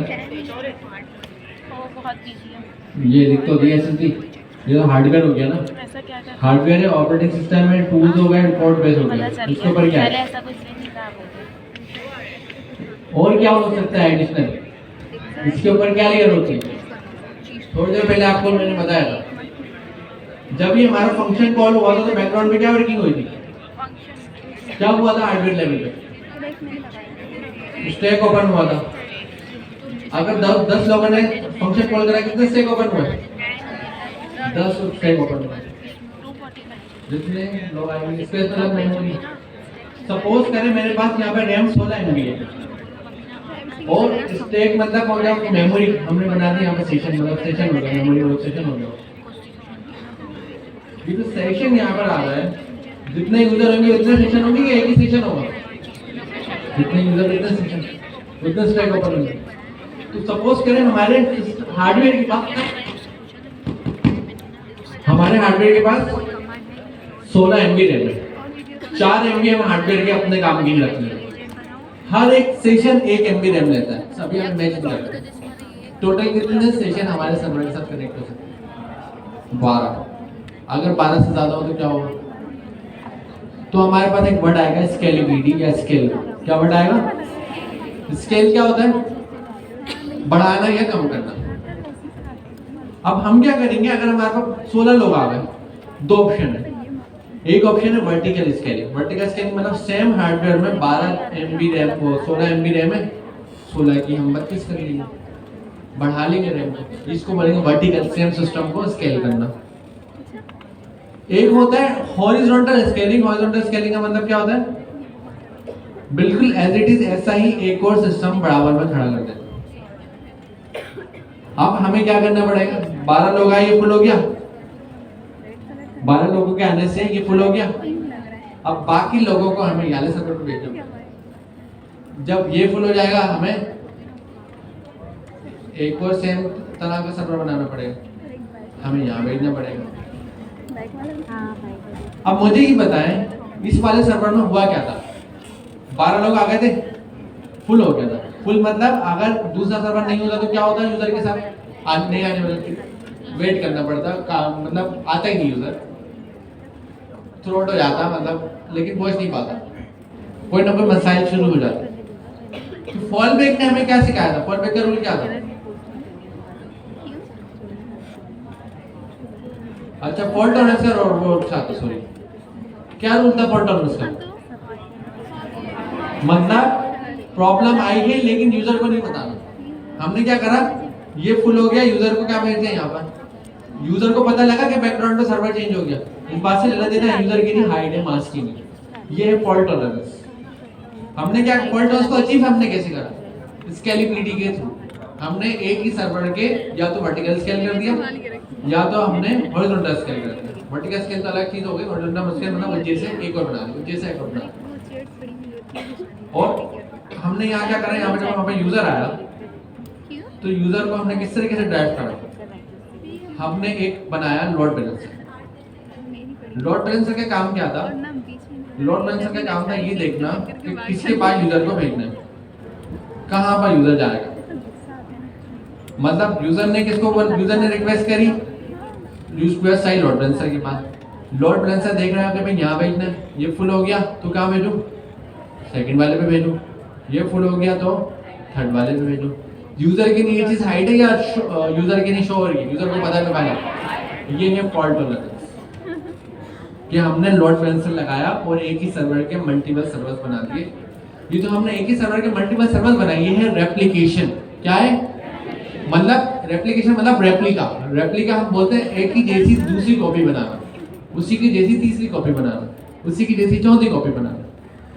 और ये जो हमने रेप्लिकेशन में अचीव करा है इसको हम बोलेंगे हाई अवेलेबिलिटी। क्या बोलेंगे?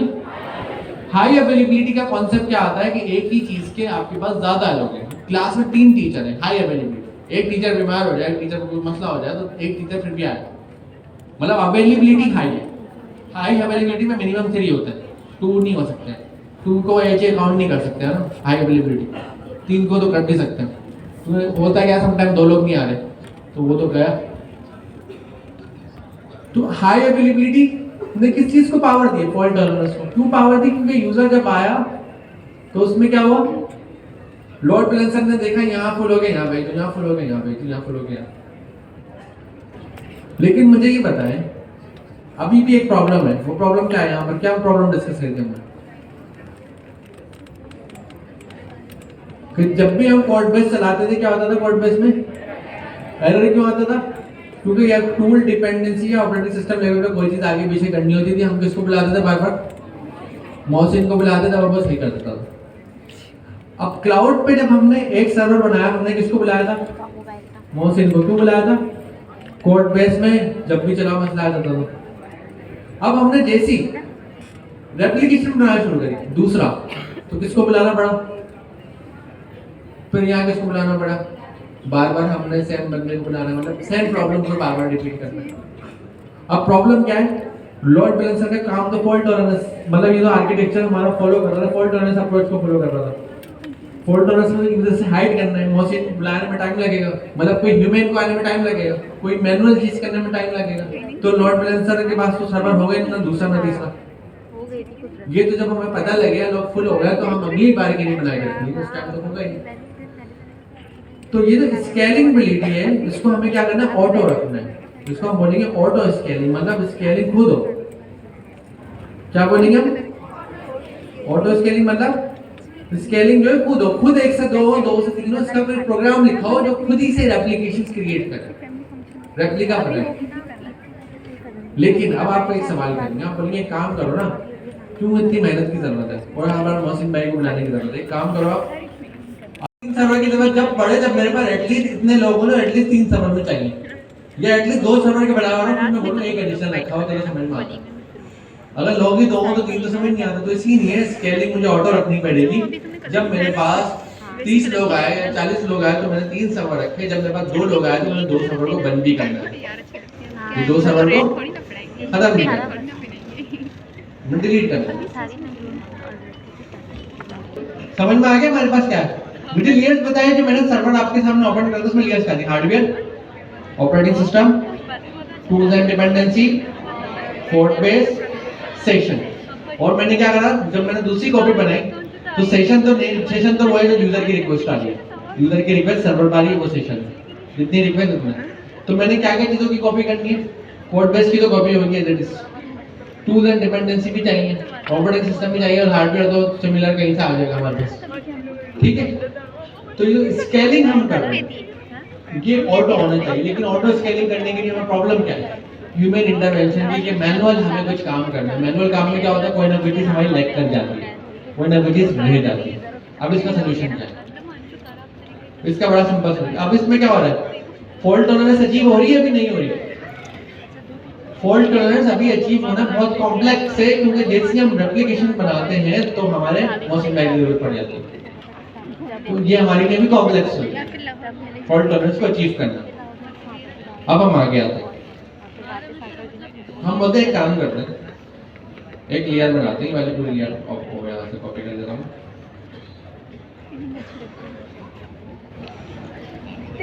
ये तो हार्डवेयर तो चले अपनी जगह, हार्डवेयर है, सेशन को डाल देते हैं, हम सिर्फ कोड की बात करते हैं।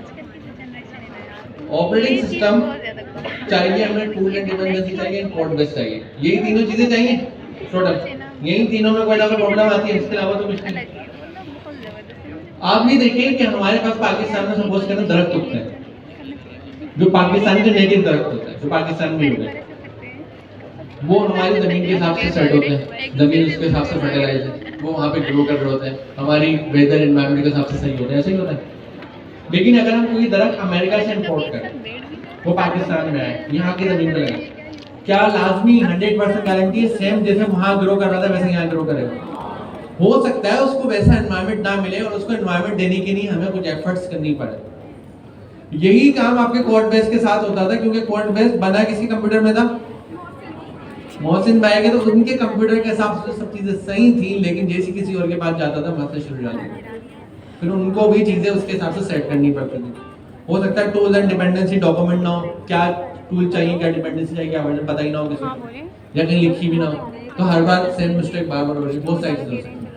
तो हमने सोल्यूशन के अलावा हमने वाला एक काम करते हैं, जब अमेरिका की जमीन से दरख्त ला रहे हैं तो उसके साथ उसकी मिट्टी भी ले आते हैं, वहाँ के जो हवा का एनवायरनमेंट और चीजें हैं उसको भी वहाँ से नोट करके लेकर आ जाते हैं, यहाँ पर सेम एनवायरनमेंट उसको दे देते हैं, तो शायद इशू नहीं होगा। हम क्या कर रहे हैं, हम ये कह रहे हैं अगर नेटिव दरख्त नेटिव जमीन पर है तो सही है, लेकिन वो अगर जैसे अपनी नॉन नेटिव जगह पे जा रहा है तो वहाँ पर प्रॉब्लम्स आ रही है। तो ये हमारे कोड बेस द्वारा नॉन नेटिव पे जा रहा है, तो इसीलिए प्रॉब्लम आ रही है। तो ये तो कोड बेस है, अभी नेटिव किसका है? मौसम भाई के लैपटॉप का, बाकी जगहों का नेटिव नहीं है। तो हमने क्या करा, हमने एक स्ट्रेटेजी फॉलो करी। तो स्ट्रेटेजी में क्या करा, हमने कहा कोड बेस के अलावा टूल्स एंड डिपेंडेंसी और ऑपरेटिंग सिस्टम पूरा नहीं है, बल्कि ऑपरेटिंग सिस्टम का कटिंग एज पार्ट मतलब जितनी जरूरत है, लिमिटेड। ये तीन चीजें हमारे लिए इंपॉर्टेंट है। हम क्या करते हैं, तीनों चीजों को एक ही एंटिटी में बंद कर देते हैं। जिस तरीके से मैं मोबाइल से अपनी पिक क्लिक करता हूँ आप लोगों को, तो मेरी इमेज में क्या आएगा, आप सब लोग आएंगे, पीछे बैठे हैं, आगे बैठे, एक हमने बनाया इमेज स्पेक, दूसरा हमने बनाया रन टाइम स्पेक। रिपीट बताया हमने, क्या बताया? इमेज मतलब डेटा, रन टाइम स्पेक मतलब चलता हुआ सिस्टम। अभी हमने इमेज बना ली, इमेज का कुछ नाम रखते थे, नाम हमने रखा भी, ये हमने बनाई थी सपोज करें चेकआउट की, नाम रखा 1.0.0। फिर हमने क्या करा, हमने यहाँ से एक और चीज, पहले हमारे ये सर्वर होता था, अब इस सर्वर में हमने operating system, tools and code base को हटाया, तो इन तीनों की जगह क्या चीज आ गई, एक सिंगल इमेज आ गई। इमेज का नाम क्या, चेकआउट, वर्जन 1.0। ये हमारे पास है कंटेनर, क्या है ये हमारे पास कंटेनर है। ये कंटेनर किसकी मदद से बना, इमेज की मदद से। अब इस कंटेनर में क्या है, हमारा वर्चुअल हार्डवेयर जो कंटेनर में बना है, हमारा यूजर का सेशन जो यूजर चलाएंगे, और क्या है हमारी इमेज। अब ये जो इमेज है ये है इम्यूटेबल, क्या है ये इम्यूटेबल, क्या है इमेज मतलब इसको एडिट नहीं किया जा सकता, चेंज नहीं किया जा सकता, जैसी है वैसी रहेगी। अगर आप कोड में कोई चेंज करते हैं तो आपने दोबारा दूसरी इमेज बनानी पड़ेगी, जितनी बार आप अपडेट करेंगे आपने हर बार इमेज बनानी पड़ेगी, आप उसको चेंज नहीं कर सकते। इमेज की ये ब्यूटी है। इसका फायदा क्या हुआ, हमने एक कंटेनर बनाया, किससे बनाया, इमेज से।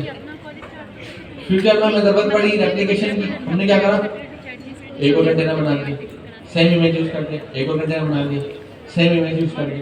अब हमें जरूरत पड़ी किसी इमेज की मैनेज इन्फॉर्मेशन की, अब हमें मोशन बैग की जरूरत पड़ेगी।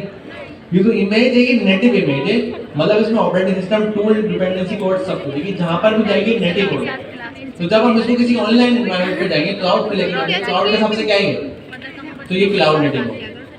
क्लाउड नेटिव के लिए क्या होता है, क्लाउड नेटिव पे टूल है, ये सीएनसी है, ये क्लाउड नेटिव कंप्यूटिंग फाउंडेशन है। ये क्या करती है, क्लाउड नेटिव पे सारे स्टैंडर्ड्स बनाती है, उनमें वही स्टैंडर्ड हम फॉलो करें। वो स्टैंडर्ड क्या है कि हम नेटिव टूल्स यूज करें, नेटिव अप्रोच यूज करें, अपनी एप्लीकेशन को नेटिव तरीके से बिल्ड करें, डेवलप करें, ताकि आपकी एप्लीकेशन जब किसी क्लाउड या सर्वर पर जाए तो वहाँ के हिसाब से नया ना हो, नॉन नेटिव ना हो, native.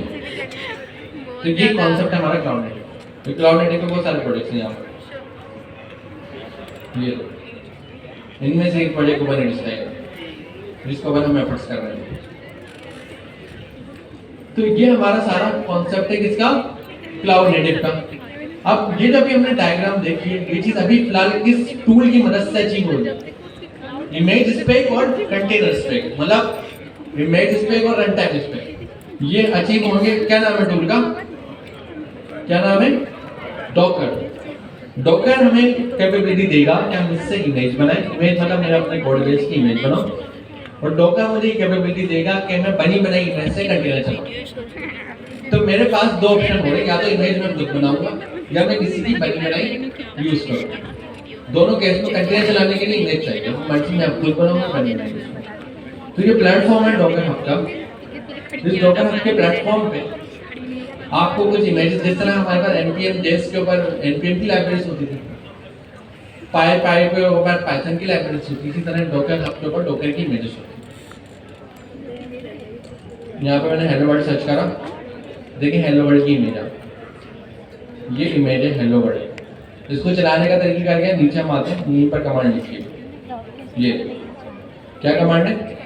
Docker run hello world. जब मैं अपने टर्मिनल पर आऊँगा तो सबसे पहले जो कमांड नॉर्मल फर्स्ट टाइम में चलाता हूँ वो मैं डॉकर बटन चलाऊंगा। इससे मुझे ये पता लगेगा डॉकर चल रहा है। डॉकर का क्लाइंट अलग है, सर्वर अलग है। डॉकर क्लाइंट सर्वर आर्किटेक्चर को फॉलो करता है। अब मैं चलाऊंगा कमांड डॉकर रन। डॉकर का मतलब यूटिलिटी जो इंस्टॉल करी है, रन मतलब कंटेनर चलाओ, हेलो वर्ल्ड मतलब जो डॉकर हब के ऊपर हेलो वर्ल्ड की इमेज है। तो ये हेलो वर्ल्ड क्या है? इमेज का नाम। हमारे पास हेलो वर्ल्ड क्या है? Docker run hello world. Hello world क्या है हमारे पास? इमेज का नाम। तो जो भी आपकी इमेज होगी जो डॉकर हब पर रखी है आप उसका यहाँ पे नाम देंगे। अगर आपने अपनी बनाई होगी तो आप अपनी जो भी इमेज बनाई है उसका नाम। जैसे मैं ये कमांड रन करूंगा, ये क्या करेगी? ये डॉकर हब से इमेज को डाउनलोड करेगी और उसको चला देगी। लेकिन इस कमांड चलने का एक रूल है कि पहले इमेज का नाम लोकल पे देखती है, मेरे सिस्टम में देखिए। अगर मेरे सिस्टम में हुआ तो उसको चलाएगी, नहीं हुआ तो डॉकर हब पे जाएगी। इन केस पहले से डाउनलोड हो, इन केस मैंने अपनी प्राइवेट इमेज बनाई और डॉकर हब पे नहीं रखी तो इसीलिए पहले लोकल पे चेक करते हैं। डॉकर की आपको सारी जो चीज़ें हैं वो यहाँ पे रेपो में मिल जाएंगी। मैं github.com/terminal पे जाऊँगा। मेरी एक बहुत पुरानी रेपो बनी है CNC डॉकर के नाम से।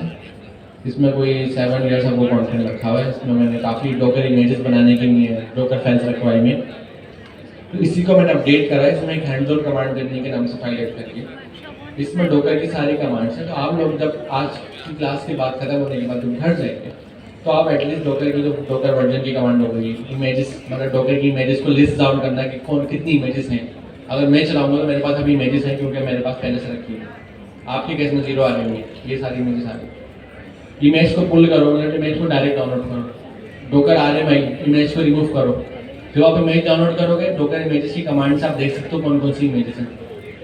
उस इमेज का नाम, ID सब चीज़ें आ गई थी। तो डॉकर RMI करके आप इमेज की ID बता के इमेज को डिलीट करवा सकते हो।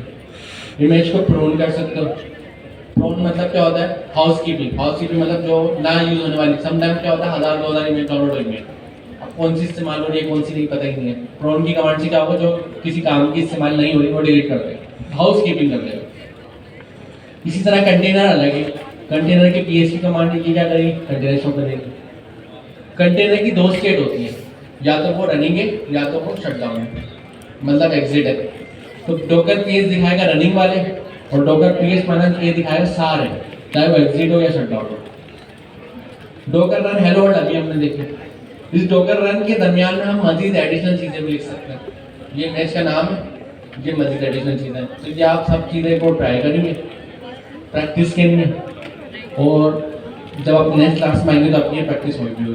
साथ साथ आप एक और काम करेंगे, यहाँ पर एक डॉकर फाइल भी है। ये डॉकर फाइल की ज़रूरत हमें कब पड़ती है? जब हमें इमेज अपनी बनानी है। लेकिन इसके लिए आपको कोई प्रोजेक्ट चाहिए होगा पाइथन पे या फास्ट पे। सर आपके पास प्रोजेक्ट अभी है? अच्छा, अभी सर अली एक प्रोजेक्ट, सर अली ने आपके लिए मेहनत करके प्रोजेक्ट बनाया है, तो अभी वो मैं आपको दिखा देता हूँ। सर अली आपको दिखा रहा है, वो भेजा नहीं है, मैं यहीं पर अपलोड कर दूँगा गिटहब। वो प्रोजेक्ट आपने डॉकर की जो फाइल है इसकी मदद से उस प्रोजेक्ट की इमेज बनानी है, फिर उसका कंटेनर चलाना है। वो प्रोजेक्ट क्या है? जो चीज़ आपको पढ़ाई है ना वही चीज़ें एक प्रोजेक्ट में डाल के प्रोजेक्ट बना दी, ताकि आपकी आसानी के लिए, वरना आपने बनाना पड़ेगा। तो ये आपका असाइनमेंट होगा कि सारा डॉक्यूमेंट, ताकि नेक्स्ट क्लास में आप आए चीज़ों की प्रिपरेशन के साथ। अब दो टॉपिक थे, क्या थे? Fault tolerance and resilience. एक चीज याद रखना है, जो फॉल्ट टॉलरेंस से जो हमारे पास एप्लीकेशन हो रही है, लोड बैलेंसर हो रहा है, अगर रेजिलियंस ना हो तो फॉल्ट टॉलरेंस किसी काम का नहीं है। क्यों? लोड बैलेंसर यहाँ पर रिक्वेस्ट भेजता रहे और यहाँ पर लग जाए आप, सपोज करें मार्की के बाहर कोई गार्ड हो तो मार्की में लोगों को स्टूडेंट को भेजता रहे, 3 मार्कियाँ बनाई, एक फुल हो गई, दूसरी में भेजता, दूसरी में तीसरी, किसी मार्की के अंदर तो मसला हो गया, तो फॉल्ट टॉलरेंस को तो नहीं पता, फॉल्ट टॉलरेंस तो लोड बैलेंसर के थ्रू रिक्वेस्ट भेज रहा है, वो तो भेजता रहेगा जब तक फुल नहीं हो, तो वो तो बस ये देखेगा फुल हो गया नहीं हो, ये देखेगा ना। तो फॉल्ट टॉलरेंस अगर नहीं होगी तो सॉरी रेजिलियंस अगर ना हो तो फॉल्ट टॉलरेंस किसी काम की नहीं होगी। रेजिलियंस मतलब मार्की के अंदर का एनवायरनमेंट मेंटेन करेगी, शटडाउन ब्रेक करेगी। शटडाउन क्या करेगी? सर्किट ब्रेक करेगी कि मैं मार्की में आने लग गई, कोई मसला हो गया, एक्सपायरी हो गया, मैं मार्की को बंद कर रहा हूँ, मार्की के बाहर लिखा हुआ आ रहा होगा फॉल पे मार्की बंद है, तो क्या होगा? लोड बैलेंसर नए लॉग नहीं भेजेगा ना। तो रेजिलियंस और फॉल्ट टॉलरेंस दोनों दोनों मिलकर चलती है। तो ये हमारा आर्किटेक्चर था। सर आप आए प्रोजेक्ट का बताएं।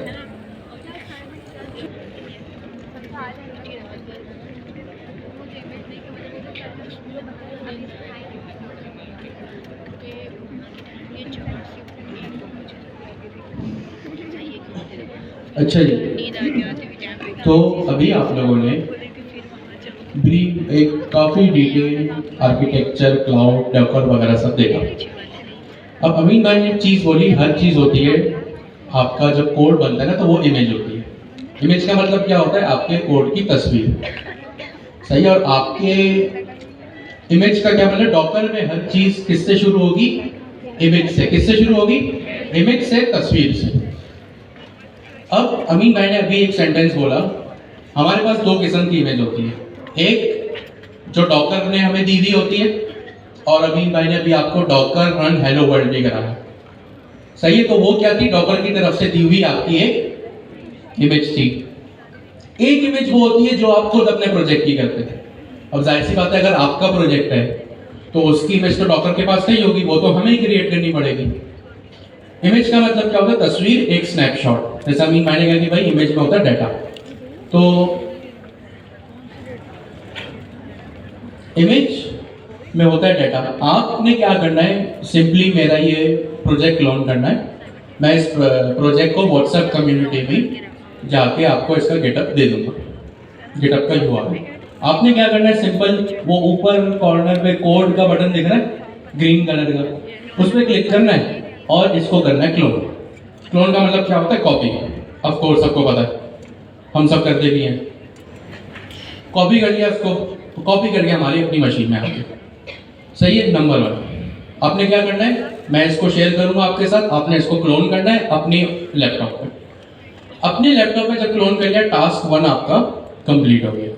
फिर आपको आना है सर अमीन की रेपो में, और सर अमीन की रेपो में आके शेयर है ना, हाँ, यहाँ पे अमीन भाई ने डिटेल में हर चीज़ आसान लफ्जों में लिखी हुई, कौन सी कमांड क्या करती है, ये वो वगैरह।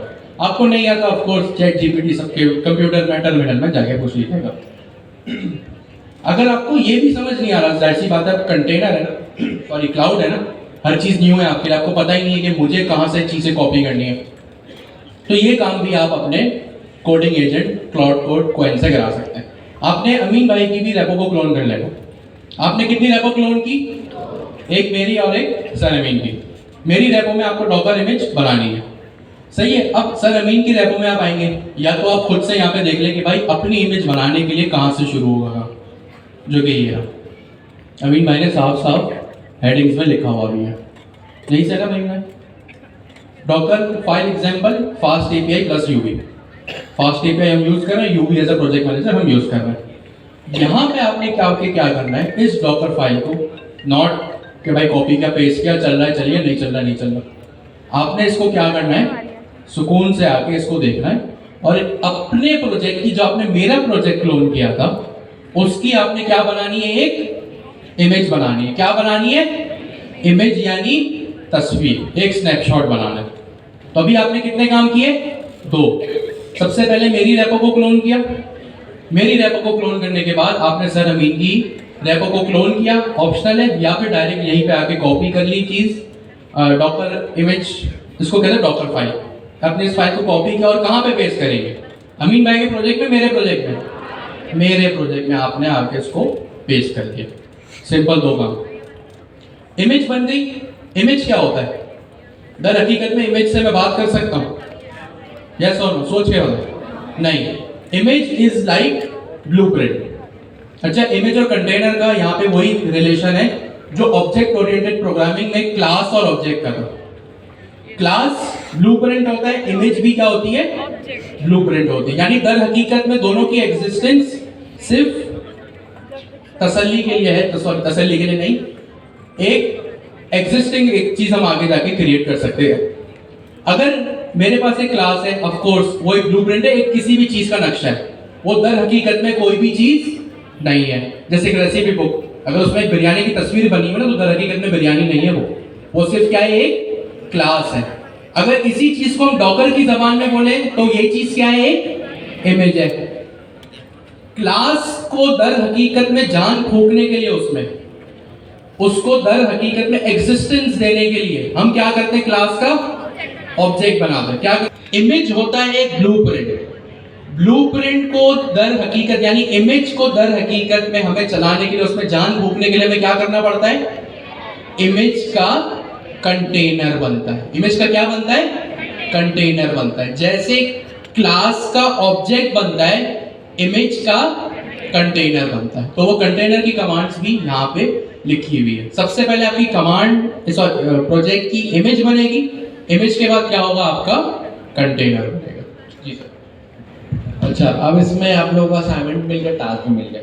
एक चीज़ आप लोगों ने याद रखनी है, आज की क्लास में जो हमने पढ़ाई करी है, आप लोगों ने मार्क करा है, कहीं लिखा है, तो आप ज़रूर ना इसको किसी से डिस्कस करना या कहीं राइट डाउन करना या इसको कोई ब्लॉग लिख लेना या आप कोई आपस में ब्रेनस्टॉर्मिंग करना। ये बहुत इंपॉर्टेंट टॉपिक है। मैंने आज जो टॉपिक पढ़ा वो सिस्टम डिज़ाइन का टॉपिक था। तो इस सिस्टम को डिज़ाइन कैसे किया जा सकता है, और ये बहुत इंपॉर्टेंट टॉपिक है। आप लोगों को मुझे बताया कितने लोगों को रेजिग्नेशन समझ में आ गया, कितने लोगों को फॉल्ट टॉलरेंस समझ में आ गया, कितने लोगों को कोरियोग्राफी समझ में आ गया, कितने लोगों को वर्क फ्लो समझ में आ गया जो हम ऑर्केस्ट्रेटर के साथ चला रहे थे, कितने लोगों को माइक्रो सर्विस और मोनोलॉजिक का डिफरेंस समझ में आ गया, कितने लोगों को बिजनेस मतलब बाउंडेड कॉन्टेक्स्ट समझ में आ गया, यूबिक्विटस लैंग्वेज जो मैंने नाम रखे थे सबके, वो कितने लोगों को समझ आ गए। ये मैंने आपको बहुत सारे टॉपिक्स आपको बताए। ये अभी भी स्टार्ट है, अभी हम क्लासेस पढ़ते जाएंगे। और लोड बैलेंसर कितने लोगों को समझ में आ गया, लोड बैलेंसर कैसे काम करते हैं, ठीक है। माइक्रो सर्विस को हम ब्रेक किस तरीके से कर रहे हैं, हर माइक्रो सर्विस का डेटाबेस सेम होगा, अलग होगा, माइक्रो सर्विस का अलग होगा। अगर आप अपना कोई स्ट्रक्चर लाए, आप बोले भाई मोनोलिथिक एक माइक्रो सर्विस, एक और प्रोग्रामिंग की चीज होती है, वो होती है मॉड्यूल्स। मॉड्यूल्स क्या होती है, एक ही प्रोजेक्ट के अंदर 3 चीजें बना रहा हूं तो मॉड्यूल अलग अलग बना। आप बोले अगर मैं मॉड्यूल अलग बना लूं तो आप उसको क्या कहेंगे, मॉड्यूलर मोनोलिथिक। क्योंकि मैंने मोनोलिथिक बनाई लेकिन मॉड्यूल्स अलग अलग फॉलो करें। अच्छा, मतलब टीम वेलोसिटी के ऊपर काम करा है, चीजें अलग अलग करें। जो मुझे मेरी ऑर्गेनाइजेशन ने, मेरी कंपनी ने कराई, तो वो काफी महंगी ट्रेनिंग है। और वो जो ट्रेनर्स आगे पढ़ाते हैं, वो ट्रेनर्स इस तरीके से